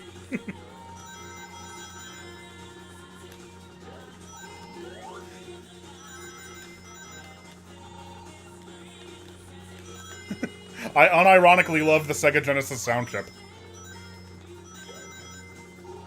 Paper Sonic wants to know which console is better, the Saturn or the Vita. I'm not even gonna dignify that with a response. You know which one is better. It's not even a contest. I'm leaving this question open so that Freezer can make a joke. I'm not saying anything. I have to protect our marriage. Merely a fan says, it's nuts just how incredibly hopeful Sonic R's music is. It's like distilled 90s optimism in song form. That's why they hated it. Because they... They didn't want anything sincere. What was cool... Kind of like where we are now. I think I forgot to get the emeralds on Radical City just now. I'm sorry. Oh, it's okay. I can go back and do it again. That's rough, though. Love the raw sound of the YM2612. Ooh, is that true? Chili YT says, it was funny watching reviews on the run and hearing Tommy Tallarico call Sonic Heroes soundtrack, quote, cheesy 80s rock that should be left in the past. That's rich. Tommy Tallarico. Tommy Tallarico. Oh, man. Like, what kind of music do you think you made? Right? Allegedly, dude. Allegedly.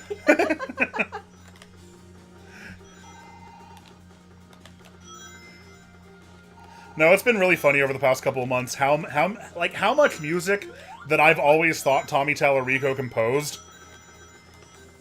And, like, I've spent my whole life being like, oh, man, you know, say what you will about him, but, you know, he sure did make some bangers. But no, he actually didn't.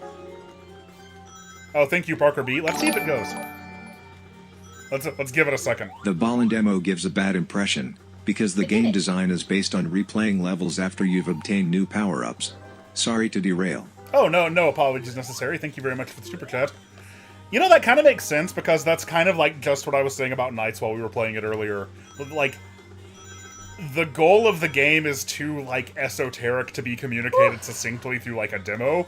So, like, you kind of have to, like, read the manual or, like, play it yourself in order to, like, really even start to understand it. Nonetheless, yeah, when it comes to Balan, like, I know I have an extremely high tolerance for, like, esoteric game design, I guess. Especially as long as it's interesting. I will say, without even, like, knowing all that much else about Balan, Box Fox is hilarious.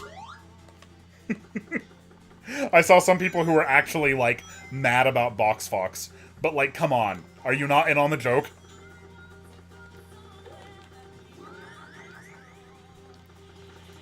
Alright.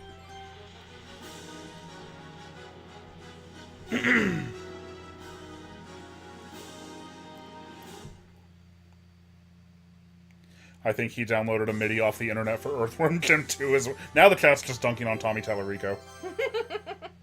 Ain't hard to do, huh?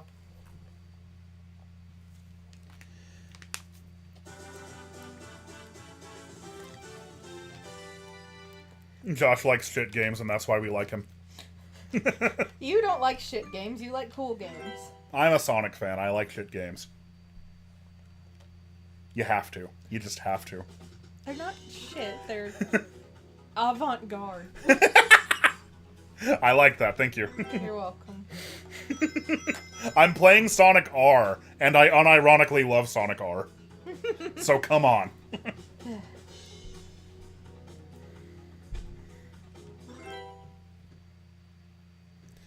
Ooh, Spud Ninja VA, I see you. Is it gonna go? There it is! It's like a fun little Me, sentence. who's been introduced to Viking metal music, Sonic R's OST is objectively perfect. What are these YouTubers talking about? Right? Exactly. Fletcher Reed says, I don't remember Sonic R having this much pop-in. Was it always like this on the Saturn? I played it on the GameCube, so I never played the Saturn version. Yeah, the pop-in... Actually, Traveler's Tales made a very big deal out of the fact that it's not pop-in, it's fade-in. You see, the polygons fade into the distance, so that's apparent. That was apparently a very impressive programming trick for them to get working on the Saturn. But yeah, the GameCube version on Jim's collection was based on the PC version. which had actually like quite a number of upgrades. It had like different weather and like times of day for each course, and obviously, yeah, had a much smoother frame rate and fixed the pop-in. But you can't play it on real Sega hardware, so who really wins?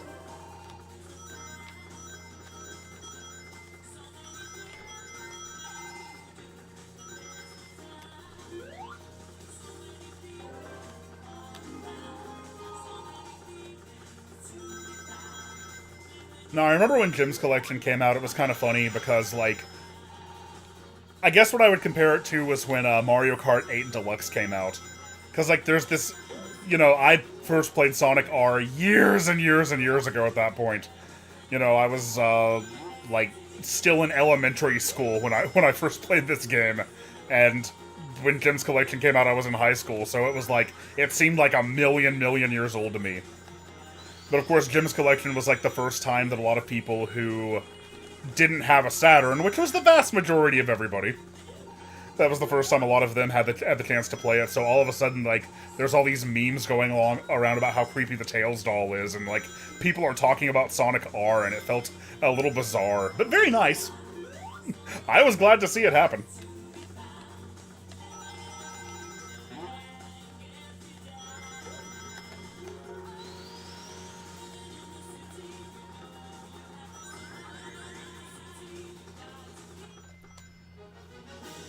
Yeah, while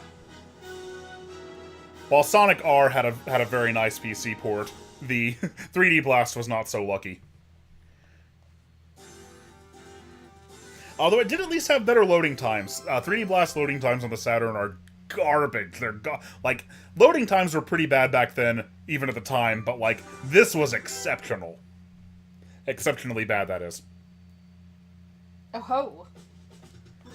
The PC version did lose the colored lighting of the Saturn and introduced a texturing bug on Egg Robo. Yeah, when I get to Radiant Emerald here, that's the one thing that I'd say was absolutely a downgrade about the PC version. Radiant Emerald on the Saturn is, like, it's how it's supposed to look, and on the PC they gave up on the transparency effects and, like, just made it, like, kind of a flashy rainbow, which doesn't look great.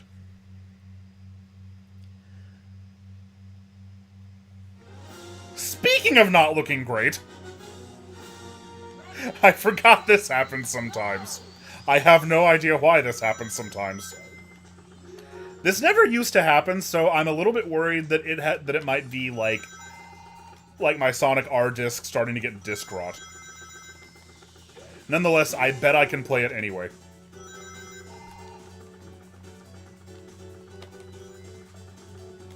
I remember a couple years ago I was trying to get footage of Sonic R for a video, and this just kept happening.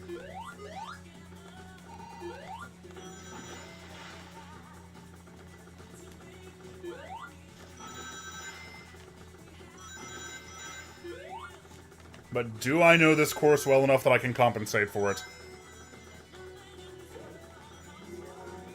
Wow, this is nothing like Wave Race 64. Yeah, like, some of these patches of, like, it's not even like loaded the correct terrain. Like, it just doesn't look wrong, it like plays wrong. You can fall in water where there's not supposed to be water.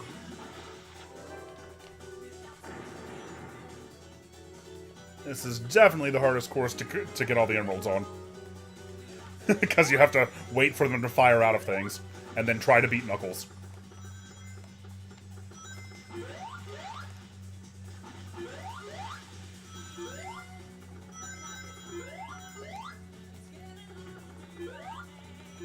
Yeah, maybe I should burn a copy of Sonic R and see if it happens there.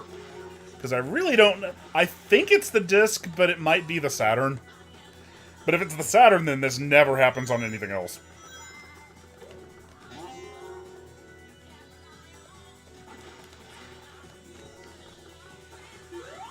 Here's a tip for Sonic R if you think the controls suck. And they do suck, to be clear. You really have to get used to them. But use L and R a lot. You kind of got to think of you kind of got to think of yourself as like controlling a car instead of like a platforming character. Because this game started out like the concept of it was that it was going to be like vehicles. Don't think I got into first. Nope. I'm going to have to make an hour-long video essay on how Balance game design is actually brilliant and how the demo and YouTube creators ruined its chances. We've seen a couple of videos to that effect. What? Oh, by the way, if you don't come in first, you do not get to keep your emeralds. Rude. No, they said, I'm going to have to make an hour-long video essay on how balanced game design is actually brilliant and how the demo and YouTube creators ruined its chances. That demo was bad. It was a bad demo, yes. The Saturn just has performance anxiety. Kaylin did spill cream soda on this, yes! Oh, that might true. be it. It all goes back to him. It's just, man, if that's the problem, if that's why it's exhibiting issues, then, like, it took a long time to kick in. Yeah, jeez. A time bomb. Oh, it's still wrong. Yeah, I would just sit here and, I like it. It's kind of vibes. It's still wrong, but now it's, like, a different kind of wrong. Okay, this time I gotta stay on these ring chains. Like, you don't have to get both emeralds at once, but, you know, why not? Not gonna get this one yet.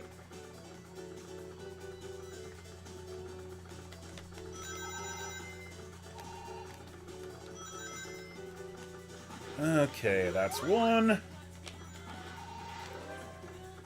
Even when it's not corrupted, this level more often than not takes me 2 runs to get both emeralds.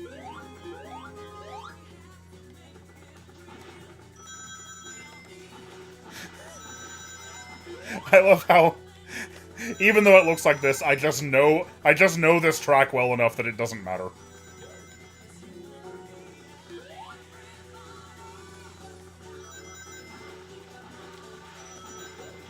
Come on, need to get to 50. Okay. God, Eggman's attack sucks so hard. It helped me, if anything. Oh, if you play Sonic R on PC, there's also a mod to, like, improve it a whole bunch. Thank you, Spud Ninja. Here I come. Rougher than the rest of them. The best of them, tougher than leather. Yeah, until you start unlocking characters, Knuckles is really the only CPU you need to worry about in this game.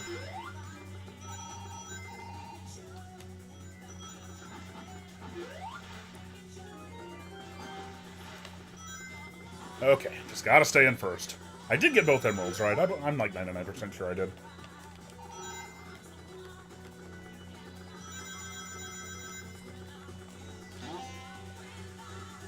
Work it out, work around, talk about it. Work it out, talk about it.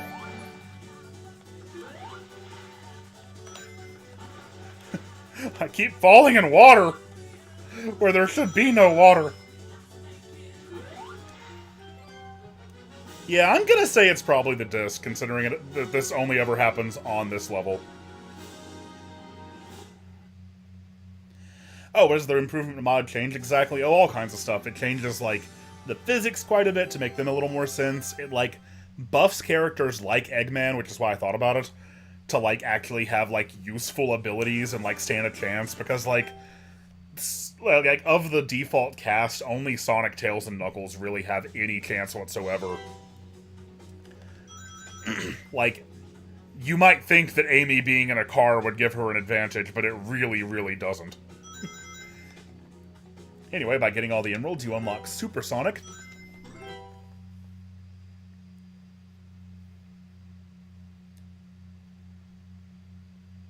Oh, thank you, Nintendo Power. They say, gosh, thank you so much. Your videos are fantastic. And you introduced me to Donkey Kong Country, which is next to Mario as my favorite franchise ever. Well, thank you so much for letting me know that. I'm glad you enjoy it so much. But not, I believe not even the improvement mod can make Radiant Emerald look like this. And you will notice here there is actual genuine pop-in in this level. They sacrifice their like look at Knuckles! Look at Knuckles competing with Super Sonic. That's how fast he is. But yeah, they sacrificed the fade-in technique to have, like, the transparency. But yeah, the PC version does not look anything like this.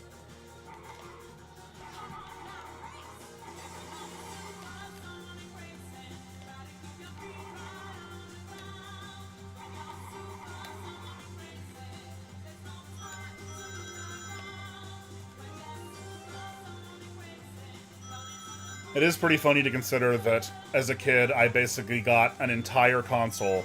I wanted a Saturn so that I could play Sonic R. And you know what? It was worth it.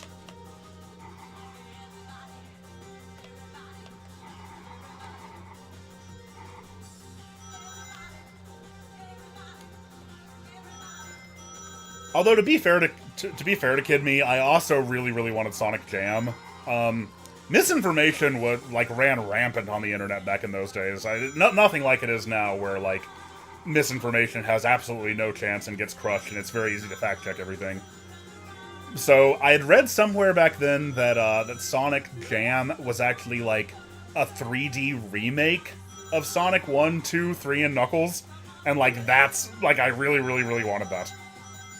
And I didn't actually know until I got it that it was not that.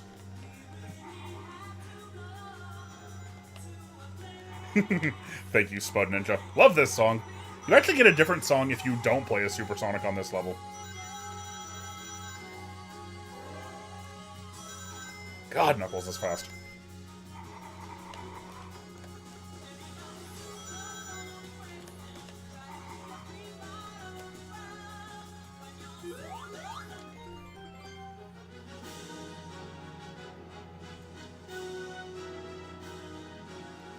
I always wondered how baffled T.J. Davis must have been when people started asking her about Sonic. Everybody's supersonic racing. Gotta keep your feet right on the ground. Delayed one. When you're supersonic racing, running to the point of no return. Oh yeah, me talking about how misinformation doesn't travel far on the internet anymore was massive sarcasm. Sorry if I said that too. if I sounded too serious when I said that.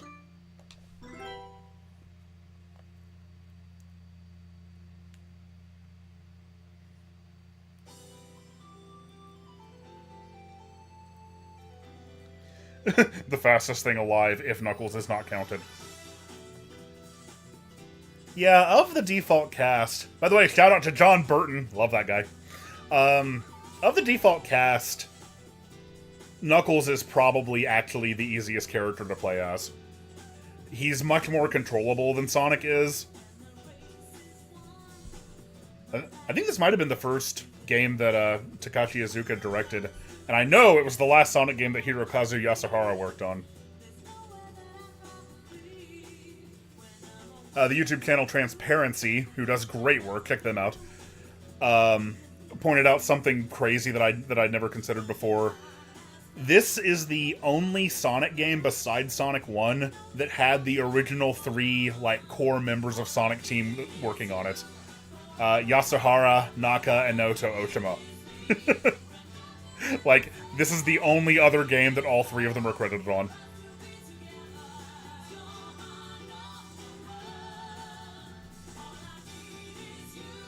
Somebody's saying they didn't pick up on the sarcasm.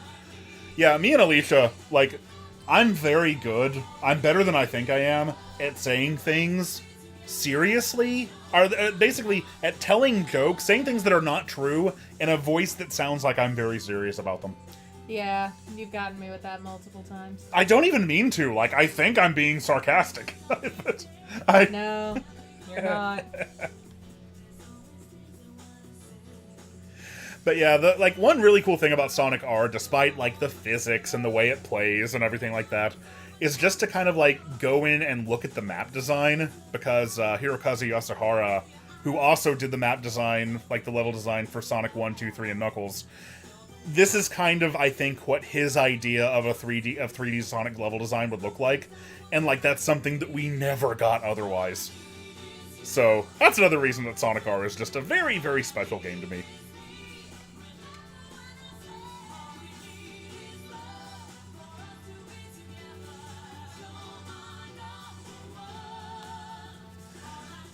But yeah, let's play something else.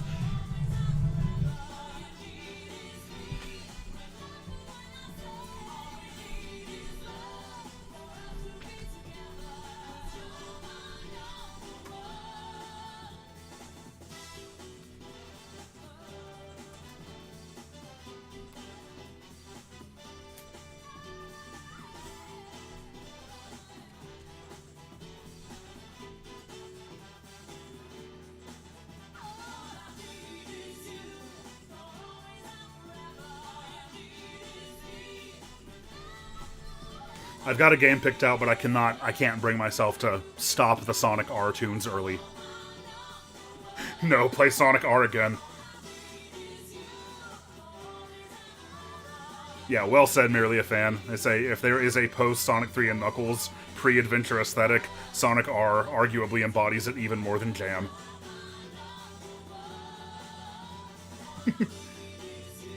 And thank you, Spud Ninja. If I need a VA, I will.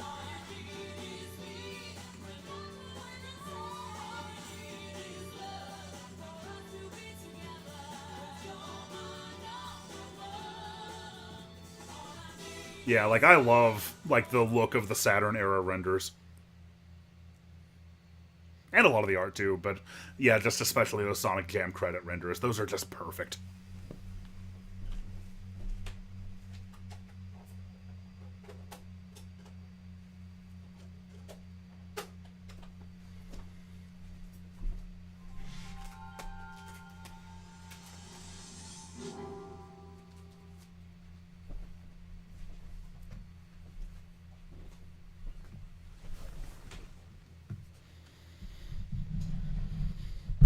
I don't think I've ever played Dragon Ball Z Legends.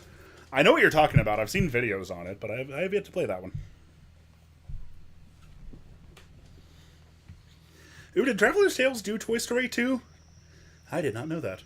Well, that makes sense. I think they did. Yeah, they did Toy Story 1. That's cool. Somebody says Saturn Sonic is my favorite design. You know, there might be an argument there. Shameless plug, but if you need a VA, hit me up. You're so delayed! Somewhere in the universe, the goddess Angelos created a world from a single jewel. She created the earth, water, sky, and air. And 2 humans from a red jewel and a green jewel. Aw, Jared Garcia. I'm glad I'm glad you recognized it.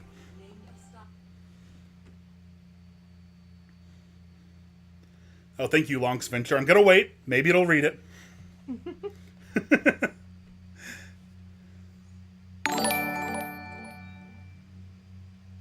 Been a silent fan for a long time. I know you're tired of hearing it, but I can't wait for your Dread review. Really enjoyed your recent Sonic vids. Well, thank you so much. And no, I'm not tired of hearing it. I make jokes about, like, how often I'm asked about it, but, like, no, I'm happy that people are looking forward to it so much. It does put, like, pressure, but, like, the good kind of pressure on me to make sure I really get it right, though.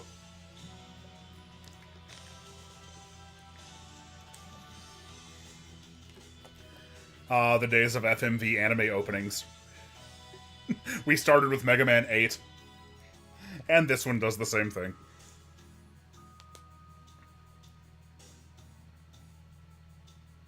The predecessor to Astral Chain.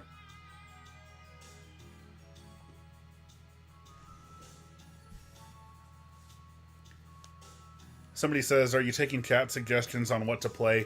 Not really, because, like, I don't have, you know, every Saturn game either in my collection or burned. But if you want to suggest something and I have it on hand, then yeah, I'll play it. Dr. Wiley. Mr. SU says, whoa, I've never heard of this. Yeah, so Astal is, like, there was this period early in the Saturn's life where it was almost like what Sega wanted to do was sort of like Sonic. They wanted to portray it like Sonic had been the Genesis mascot, and now the Saturn would have its own mascot. And there were a couple of contenders for that. Bug was one of them. I think that Clockwork Knight was another, but my favorite of the three, by a mile, was Astal. This is a very challenging game, but I think it's a very, very good one.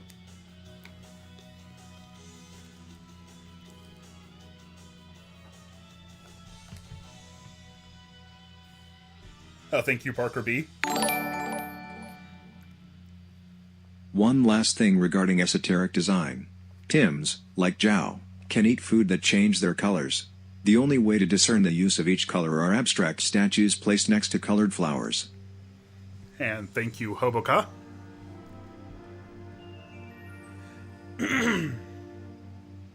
Yeah, I did enjoy feeding Tims even in the demo.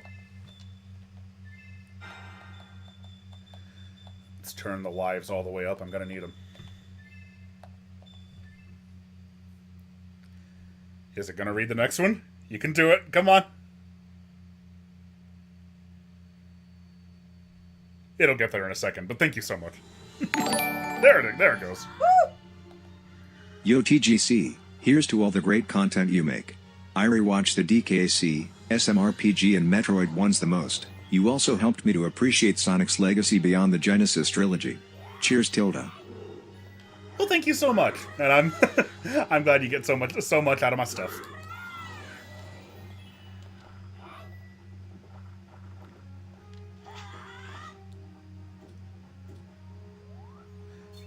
I never heard about that. Merely a fan. They say Alex Kidd was suggested as a possibility again for the Saturn, and then was subsequently laughed at. Is that true? I've never heard that Alex Kidd was ever on the table for the Saturn. Get out of the way. If you're here to steal the bird, you have to get by me first. By the way, correct me if I'm wrong on this, but I believe all the English voices in this game are done by Christine Cavanaugh, who, among many, many other voices, also voiced Bunny Rabbit on the Sonic Saturday Morning cartoon.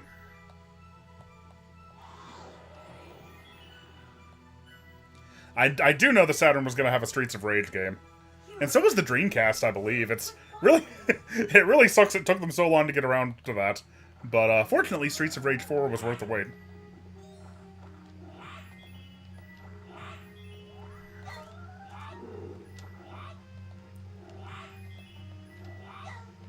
Yeah, I have often used this, music from this game while discussing the Saturn in my videos. Need to be careful here, though. This is one of those games that was made, like, so much more difficult. There we go. This is one of those games that they made so much more difficult in the... when they localized it for the West. To try to counter the rental market. Like, I believe in the Japanese version, you had, like, 5 hit points instead of 3. Those fruits in the lower left corner represent your fruit, or represent your health. This FMV is just making me think so. Are they gonna fire a Kamehameha or something? Oh yeah, this game came out in 1995, so Japan was still in peak Dragon Ball. And you can really tell.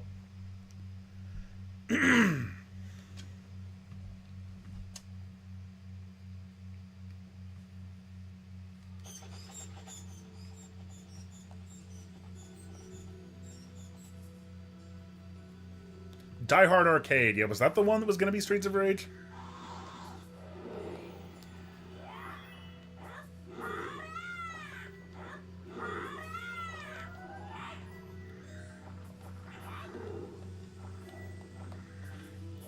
Oh, apparently I got that wrong earlier. It wasn't Christine Cavanaugh. It was the lady who would go on to voice Rouge the Bat. Again, among many others. The perils of trying to recite facts on stream.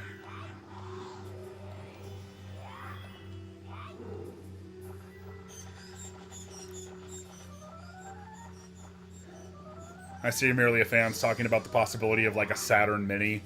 Yeah, geez, I would love it. I think it would be great if it happened. I don't know how much stock I'd put in it ever actually happening. The thing that helps its chances, I guess, is that, you know, the Saturn was so, like, well-regarded and so popular in Japan. So that would probably make it nominally more likely. But, like, I just... Given, like, the difficulty of emulating the Saturn in the first place, especially in doing it well, combined with the fact that just the system, like, never had any sort of a presence outside of Japan. And that, like, even if they did do it, so many, like a lot of its best games, like, were stuck in Japan and would need to be hypothetically localized. I mean, I guess fans have localized, like, quite a few of them, and man, it's so cool to see that, like, that movement going on. Like, the Saturn scene has picked up, like, so much steam over the past couple of years. I guess Sega could hypothetically work with them, and that'd be cool. But yeah, the Saturn, it's like... It's a very difficult system to get to experience for yourself these days. So, like, of like, any mini system they could release, I think it would probably stand the most to gain, but, like, would it actually work would be the issue. Oh, Fighting Force was going to be Streets of Rage. Yeah, I knew it was something like that. Freezer says Josh murdered Alicia 20 minutes ago, by the way. That's not true. She's still here. Oh, I started reading JoJo's. She's reading JoJo's. Sorry.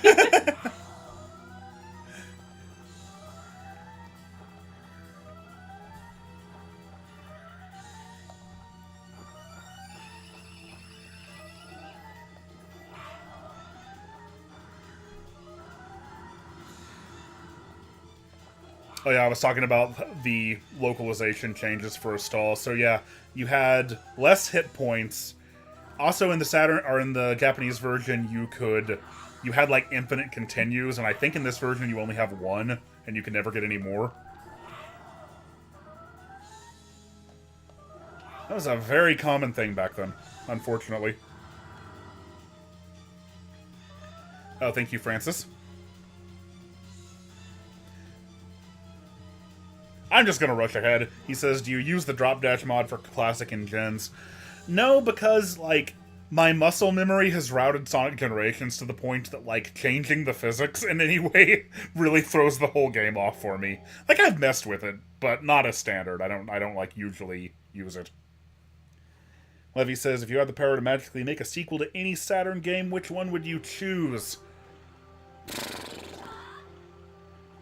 First thing that comes to mind of, like, games that never got a sequel? Well, Sonic R2, honestly. Let's just throw that out there. But, like, I would be very specific about what I wanted. Do you use the drop dash mod for Classic and Gens? But, no, the first thing that actually came to mind as far as, like, a Saturn exclusive goes was Burning Rangers. Which, again, is not a game I've actually played a whole lot of. But I remember playing it and just being like, you know, this game was punching well above its weight and was kind of held back by the hardware it was on, I think. And I think you could do something really cool with it now. I guess we got a little preview of what that would have looked like in Sega All-Stars Racing Transformed. With the Burning Rangers level.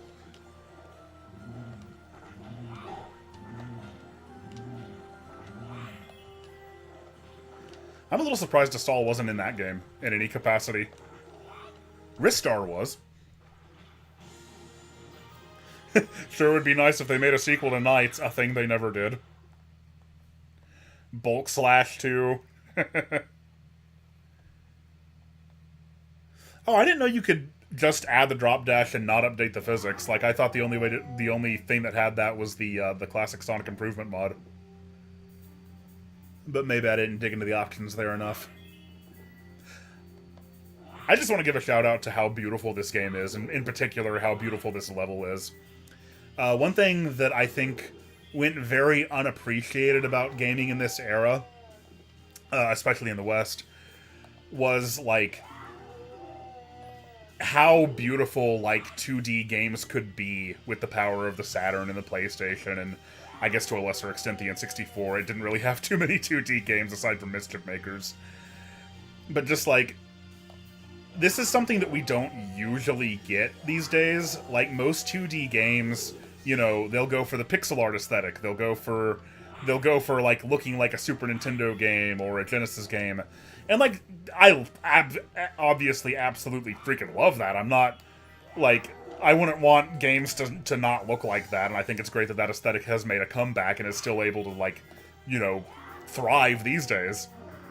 But at the same time, there was something to be said for, I guess, what you could call, like, AAA level 2D games. Like this, like Mega Man X4. It's very rare that you get 2D games that look this good anymore. I guess we were talking about Odin Sphere earlier. That would be an example.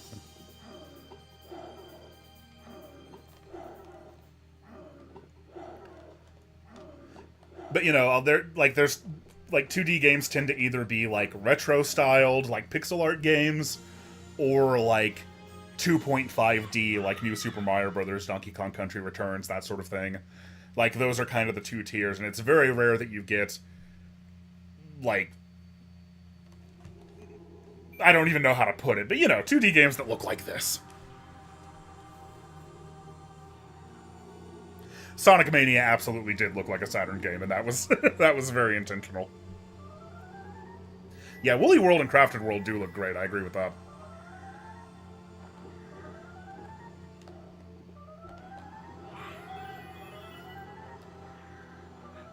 I guess this thing kind of looks like the first boss of Sonic 4 Episode 2.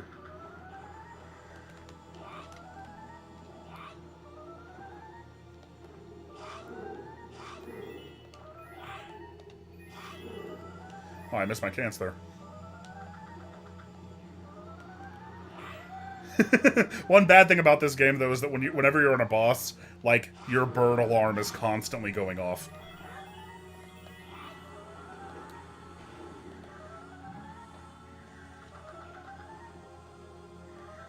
Oh, thank you, Paper Sonic. It'll go through in a second. Maybe it does that on purpose to account for the stream delay. I don't know.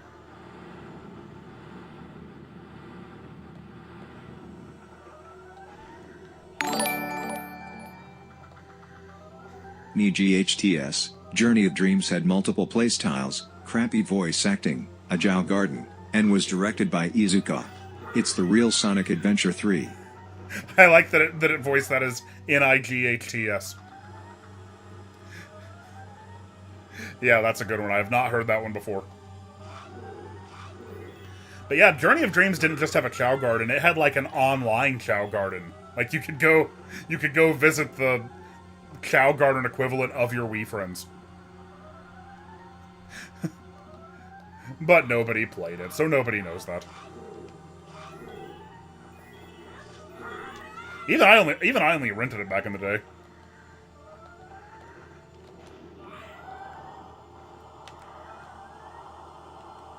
Let's see.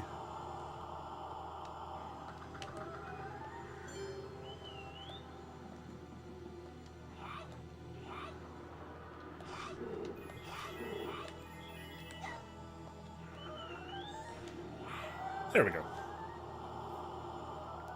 It did that because the I in Knights wasn't capitalized. Yeah, I think that's why. What if Zelda low health sound, but always?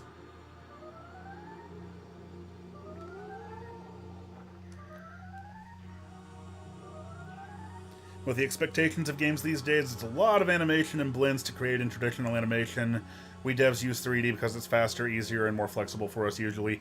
Yeah, I mean, no, it makes perfect sense that you don't get games that look like this anymore. In particular, like, I remember, even as early as, like, the early 2000s, there were articles about how, like, new game devs were already coming into the industry and not having any idea how to do anything other than 3D animation because, like, they'd never worked with it before. And, like, veterans of the industry who remembered how that stuff was done would have to, like, help them work on, like, the Game Boy Advance. It was kind of the thing that kept 2D alive for a while.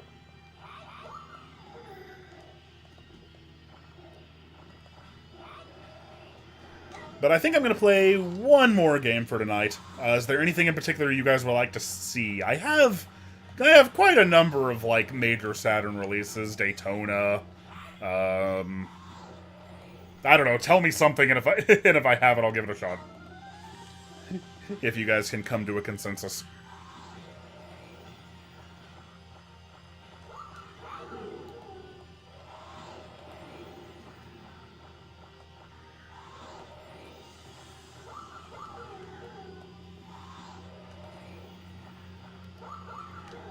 Yeah, good point about Cuphead. Like, that game was announced and in development forever. Because it just takes so much time to make animation like that.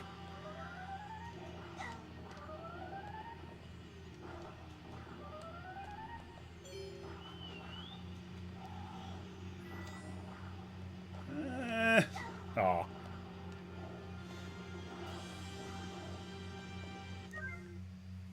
Let's see. I don't have Earthworm Jim. I don't have Croc. I do have Clockwork Knight, but I don't like Clockwork Knight. Ooh, Panzer Dragoon 2. That's a good one. I played Sega Rally earlier. Mr. Bones. Don't have that. Dick around in Sonic Jam. Yeah. I mean, I've made videos on Sonic Jam. That's okay. Yeah, you know what? Let's do Panzer Dragoon 2, because I made a short about that a couple of weeks ago, and I was like, oh, now I need to get into the sequel, and I haven't really yet. So yeah, let's go do that. Bleh. Sorry. You hit my ankle, and now you're going to jail. Sorry, guys, I'm going to jail. And I will be the geek critique. You still haven't brought me any food. I have 2 cats on me. I told them to order you a pizza. Rude. It's not their job to feed me.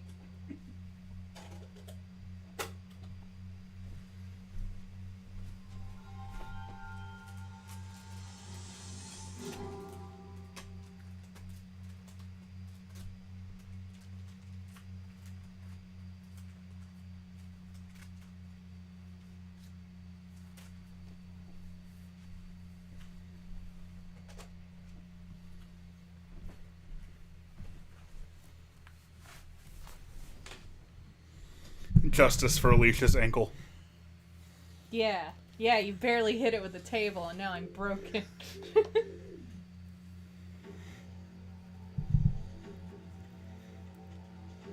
Ooh, it does have widescreen. Good point.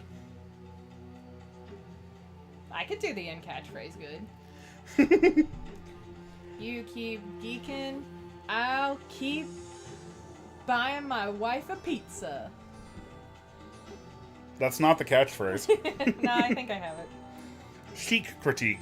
Well, that makes it sound like it's just about the Ocarina of Time character. That's true. And I'm sure someone somewhere has a whole YouTube channel devoted to that,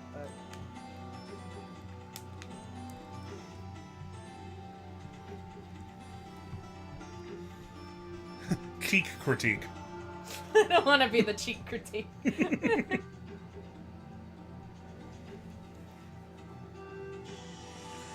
Can we, like, make the ArcSys style of 3D models that look 2D and industry standard stuff? Oh, okay. Now that's Mr. Steal Your Waifu. I have no idea if they're watching the stream right now, but they just subscribed. Ooh, That's another thing that'll go off, is if we get a new subscription, it'll come up. that's fun. There's something special you have to do with your controls when you're playing on a 3D controller, though. I think you have to set this to no use. It's no use. Ha ha ha ha. I think that'll do it. Because otherwise, like, your berserk move goes off all the time. And we will go wide.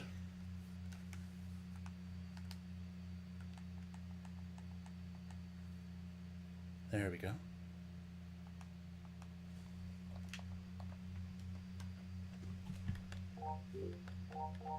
Okay.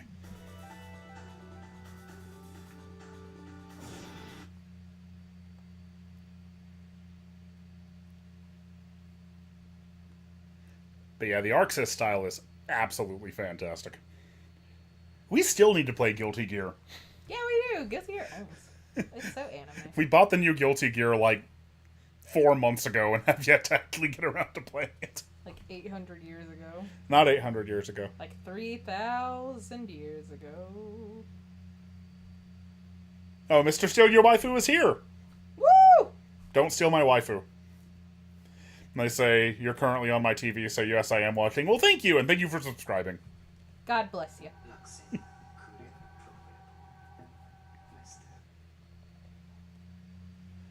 How old is the beanbag chair found in the secret? Did we show the beanbag chair in Secret Rings and Black Knight? I don't remember that. I feel like that beanbag Oh chair, yeah, no, I know what you're talking about.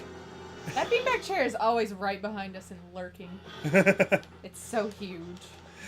It is my worst enemy. That beanbag chair is actually only about 10 years old. My best friend got it when he first moved out from his parents. It was his only piece of furniture for a while. And several months ago, he decided he didn't want it anymore and gave it to us. Says, that plus the CRT monitor really hits the mid-2000s bedroom dweller console gaming experience. Yeah, for a long time I had, like, the retro TV, like, setting on the floor here in the living room.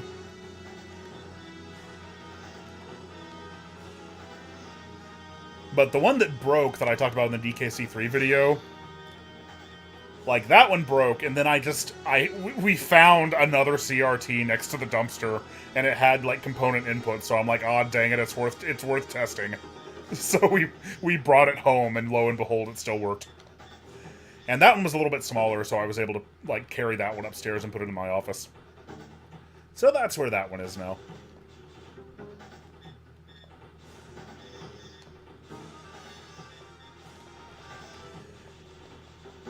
Yeah, for what the Saturn was capable of, this game is so freaking graphically impressive. Like, this is really one of those games that, like, showcases what the Saturn hardware could do.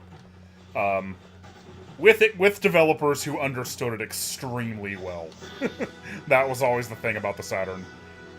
It could do amazing things, but boy, you had to you had to be dedicated to it.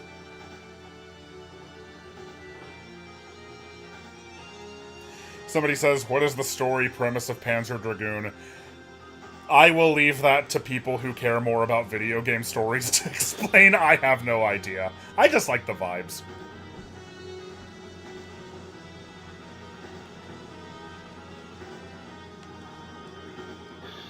I will probably never really get Saga because of that. I mean, I'll never, like, physically own Saga because it's like $1,000. At least.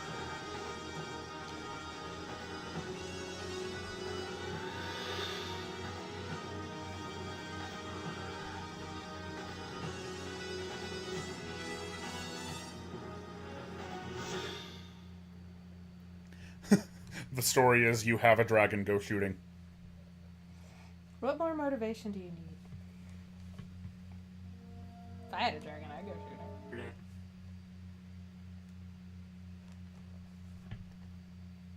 Zwei makes great use of the VDP2 chip.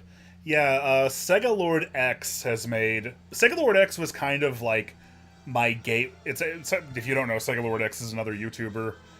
And he was kind of my gateway into understanding the Saturn. He was like an adult by the time the Saturn came out. So, like, he imported the system before it even came out in the US.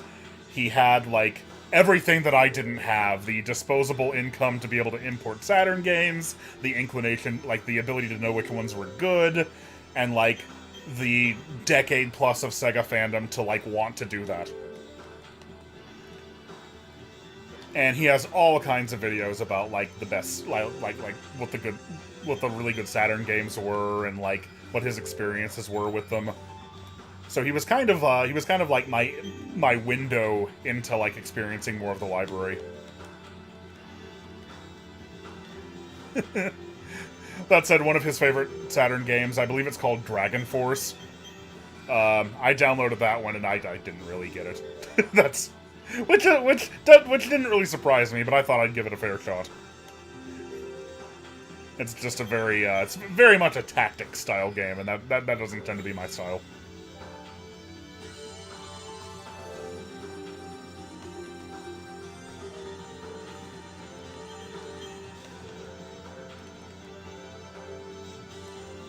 But I remember in his video on Panzer Dragoon 2, he made a big deal about this sequence that's coming up right here, I believe.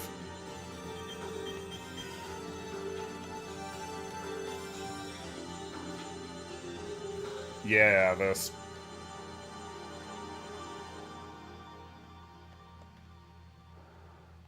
That's so cool. Really, like I said, the Panzer Dragoon games, they just have such a unique vibe.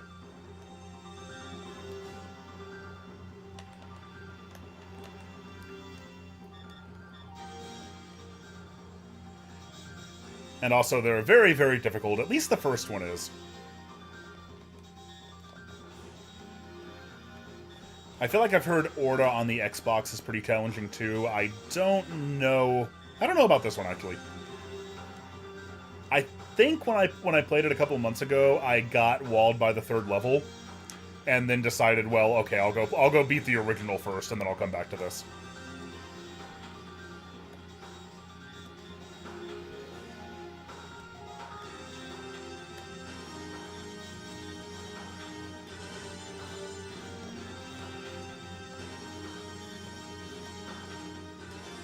Somebody said, "Ah, the good old days of stories only being in manuals." I don't know. I mean, honestly, like, I'm never gonna be one of those people who's like, "Oh, story has no place in video games ever."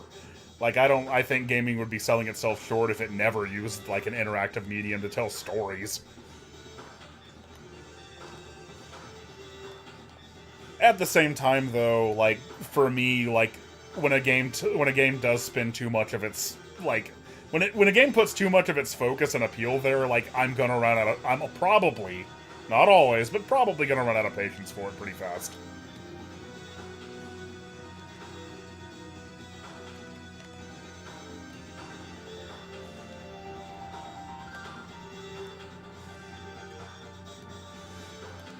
Which is fine, just let me skip the cutscenes, God of War 2018.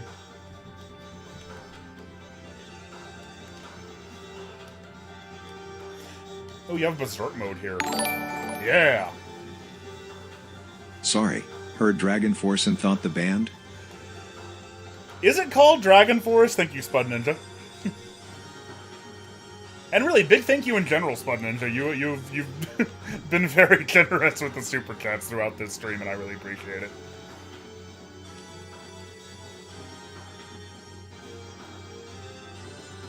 I mentioned this on Twitter a little bit, but we had unexpected family emergency earlier this month, so finances have been a little tight for us. And again, I'm not saying that, like, please nobody feel, like, pressured to, like, donate or anything. It's fine. I enjoy doing this, but I do really appreciate it. And to everybody who has. Yeah, we really do. It's a big help. Yeah, I'm already feeling a lot better about where we stand. Yeah. I mean, never any pressure or anything, of course. Yeah, like I said. Yeah. We just appreciate you guys. I love when a story is told using gameplay, but endless cutscenes kind of bore me. Yeah, that's the thing. Like, I think, like, what's always most effective for me, and, you know, something that the Metroid series does really well, something that the classic Sonic, especially in Sonic 3, did very well, is, like, communicating their stories through the gameplay. Like, I don't want to be pulled out of gameplay, and I especially don't want to have, like, a walking cutscene in order to, like, have story bits communicated to me. Like, if you're gonna stop and tell a story, I vastly prefer, like, the way that Half-Life 2 does it, where, like, you still maintain full control over your character. It's just, like, other characters are talking to you. I have, like, walking cutscenes are a gigantic pet peeve of mine. Yeah, the tiny one at the beginning of Tears of the Kingdom nearly did you in. I know, I was like, come on! Let me play the game! I don't want to walk!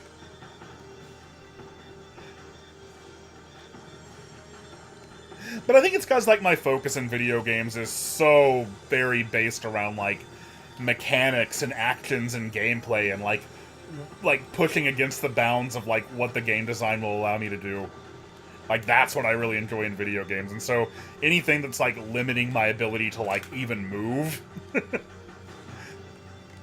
Like, honestly, I'd rather have a skippable cutscene than, like, have to, like, push forward through a walking cutscene.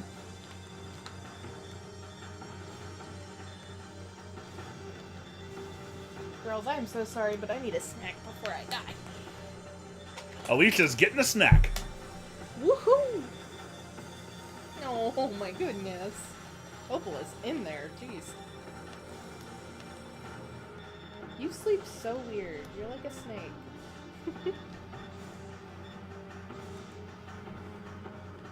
Yeah, our cat Opal, the more sleepy she gets, the more the more elongated she becomes. It's very precious.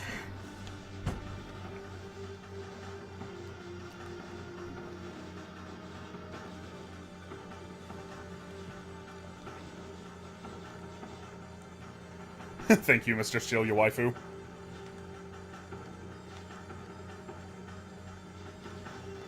Tom Gyroid, sorry, I know you've asked this several times, but they say... Oh, hang on, let me address this. My focus on games is gameplay. It's in the name. Well, your name is Mr. Oh. Steal Your Waifu. But yeah, Tom Gyroid says, what do you think of the Plus update for Sonic Origins? I mean, I don't know, it isn't out yet. I'll probably stream it when it is, though. I guess first thoughts, I mean, it's great that the Game Gear games are getting re-released, but it's very strange that apparently, as far as we know, most of those games have Sega Master System versions that are superior, and that, like, the resolution's bigger, like, you can see more of the screen, and it's weird that we're just getting the Game Gear versions for all of them, rather than having Master System versions for the ones that those are available on. Nonetheless, I'm much more interested... Obviously, if you don't follow Keith Stack on Twitter, he's been making jokes ever since it was announced. And in fact, making daily comics about mostly revolving around how excited he is for Sonic Blast to make a return. And those have been great. This is the stage I got stuck on when I played this before, by the way. But I'm much more interested to see, you know, like what they do with Amy, because Amy's going to become playable in all 4 games. And even more than that, honestly, just what sort of changes or refinements they make to the games that are already there. Because I really, really, really enjoyed Sonic Origins last year. Like, it was probably the quote-unquote new game that I played the most. But, yeah, at the same time, like, there were definitely improvements that could be made to some areas. It was all based on the nearly 10-year-old, or in some cases over 10 years old, Android and iOS mobile ports. At least for Sonic 1, 2, and CD. So yeah, I'm mostly interested to see what sort of changes or improvements headcanon can make, and I am, if nothing else, very relieved that they are, like, gonna be involved with the Plus update. So yeah, looking forward to it. Somebody said, who cares about the Master System anyway? Proceeds to be cyberbullied by millions of Brazilians. Yeah, like, go on the Master System's Wikipedia page. This makes my little Sega fanboy heart sing. It has, like, you know, the lifespan of the console, and, you know, in like Japan, and like everywhere else, it was like discontinued in the mid-90s. In Brazil, it's listed as being like 1987 through present. The Master System, in some capacity, still lives in Brazil. If I remember right, that's like a region where, like, they never had the NES. And so the Master System is seen... I'm about to die here. The Master System is seen as, like, a very, like, well-regarded system and a very nostalgic system for many people. And it still has, like, officially licensed clone consoles of it coming out to this day. And not just officially licensed, but, like, they're made by, I think it's Tectoy, who was the original licensee that Sega partnered with in the 80s to release the system there.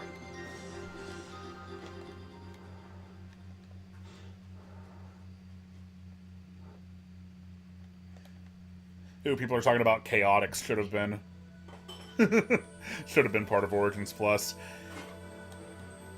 Yeah, it would be nice considering the only time, like, Chaotix only had one extremely, extremely obscure re-release in, like, the... God, almost 30 years since it was released. I think that's one a lot of people haven't played. But at the same time, like, you know, it's Chaotix. It's a very pretty game with very good music, but as far as actually playing it goes, you aren't missing much. I do like the special stages in Chaotix, though.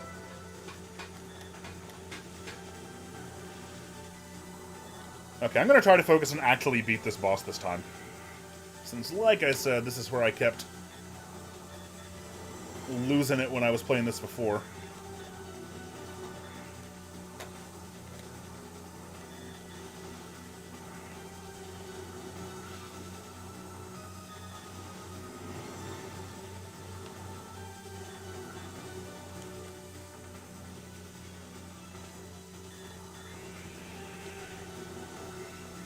Oh! Was not expecting that. Okay, I'm gonna give it one more try. Jeez. I was sitting here thinking, you know, I think Panzer Dragoon 2 is a lot easier than the first one so far, and then that happens. We do need a Sega Sonic the Hedgehog re-release. Just give me a Bluetooth trackball controller, Sega, come on. You know, even to this day, I have never played Sega Sonic Arcade. I think I might have said that in the Sonic wrap-up video that I made in 2014, and I still haven't gotten to it.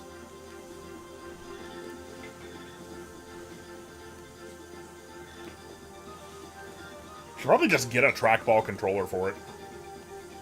Whenever I decide to.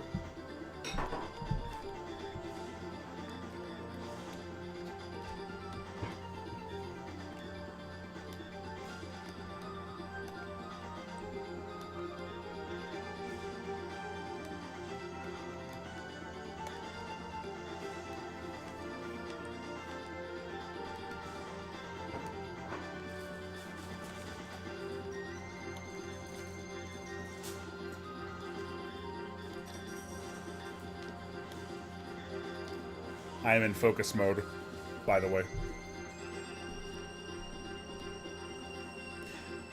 Ooh, Evan,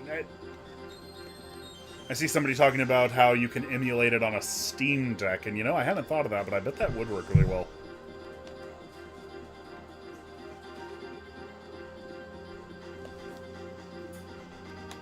Those pads would be very, very good at emulating trackball controllers.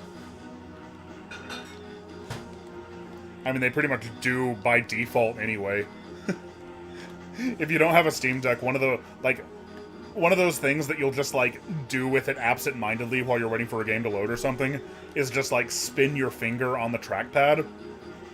Because it feels like you're, like, spinning a trackball around.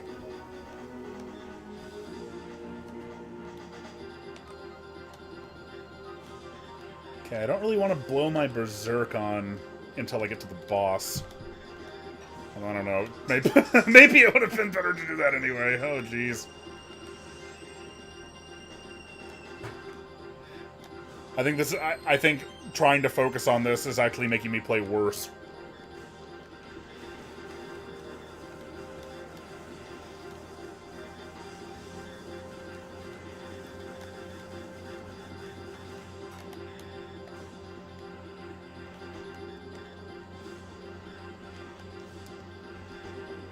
Yeah, this ain't working. This ain't working out for me at all. I was reading the wiki called "The Cutting Room Floor" earlier. Oh yeah, that sucked. I'm gonna say the third time's the charm. I was reading the Cutting Room Floor last night, which is a wiki that documents like things that were cut from games but are still in the code, or like things that were showed off at trade shows but didn't make it into the final product. And also regional differences. Basically anything that's like unused content in games. It's an awesome, awesome wiki, and I like just go there for fun all the time. But I was looking at the pages for Panzer Dragoon, and both Panzer Dragoon games on the Saturn have like, if you put them in a PC, you can like read like logs from the developers, like thanking you for buying the game, and like talking about like their experiences developing it and what's going on in their lives at the time. And I just, man, stuff like that is so cool. I'm back. Alicia is back and she has a snack. Mm-hmm. I melted chocolate to dip pretzels in. Did you make me any? There's enough for both of us.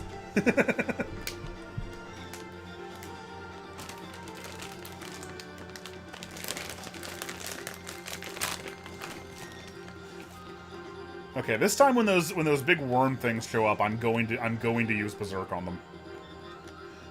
I don't want to lose all that health again. That's the strat.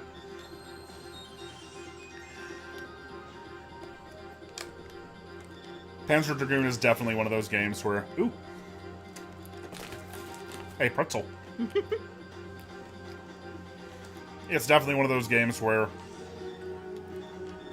you will try and fail many, many, many times, and then it feels so amazing when you finally get it.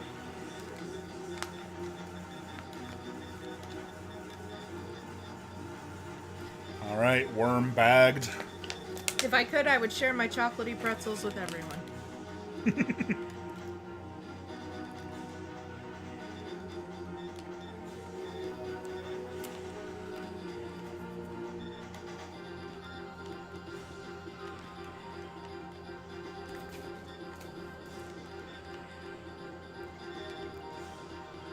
Okay. Oh, how many of these guys are there?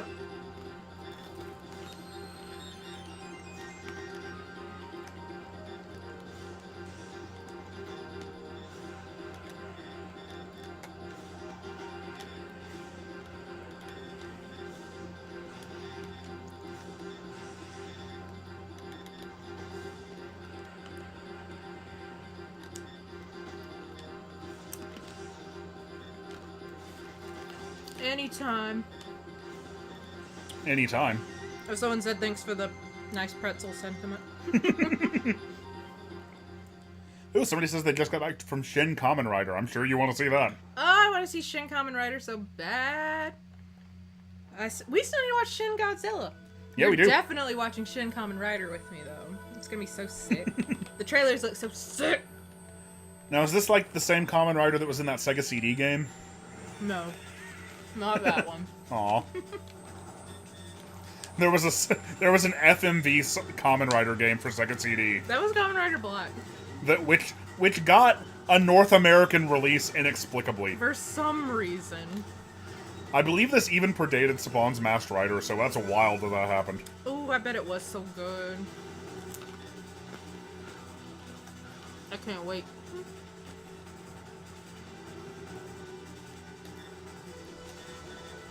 Oh, jeez. Need to watch that. We need to watch Across the Spider-Verse. Yeah, that's out this weekend, isn't it? Mm-hmm. Yeah, Ano did direct it.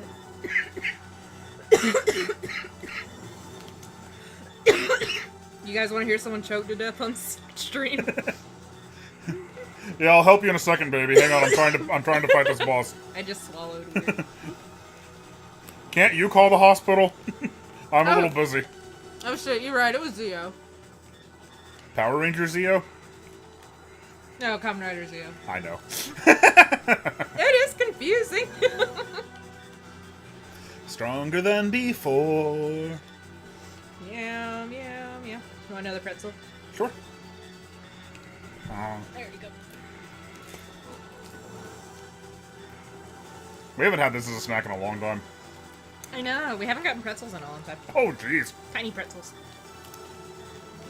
I probably shouldn't have flown directly into that thing.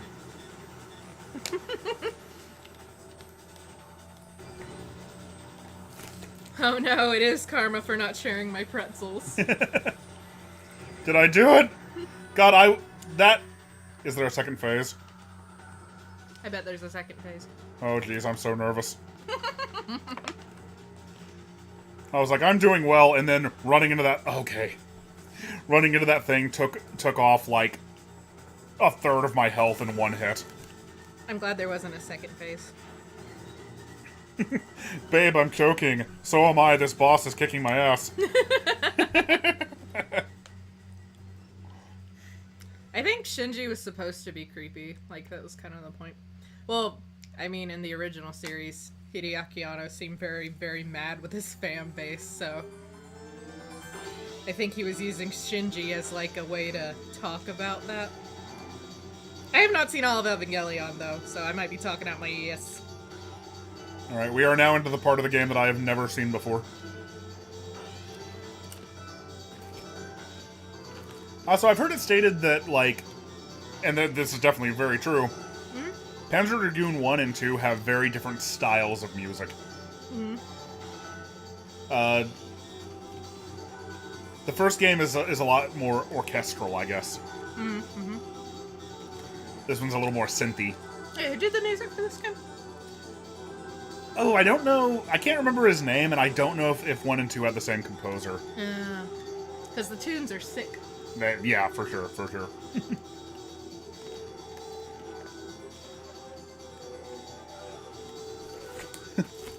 Also, I am completely getting my ass kicked. Come on, Daisy. Oh, this is so cool. Oh, jeez. I don't even know what hit me.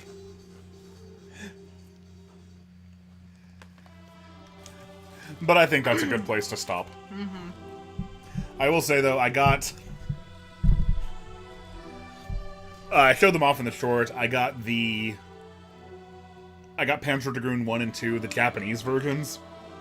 From our favorite retro store. Shout out to Two Dudes Gaming in Elizabethton, Tennessee. If you guys are in the area, check them out. Love those guys. They're the best.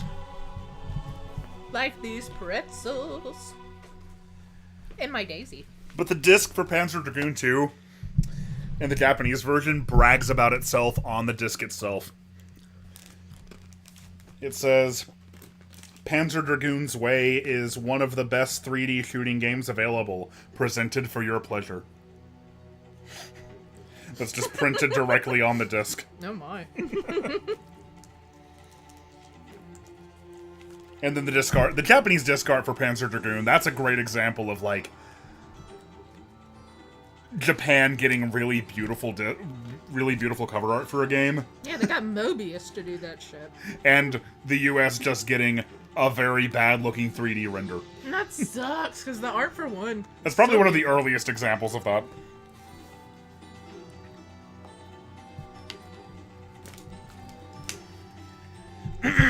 They're not wrong, it really is. Yeah, this has been great.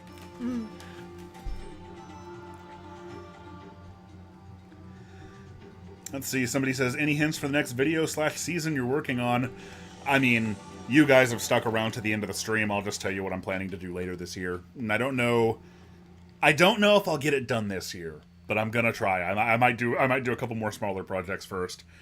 But I'm actually gonna do what I'm tentatively calling another TGC Metroid season. And there aren't a lot of games that there aren't a lot of major games that I have yet to cover, but I'm gonna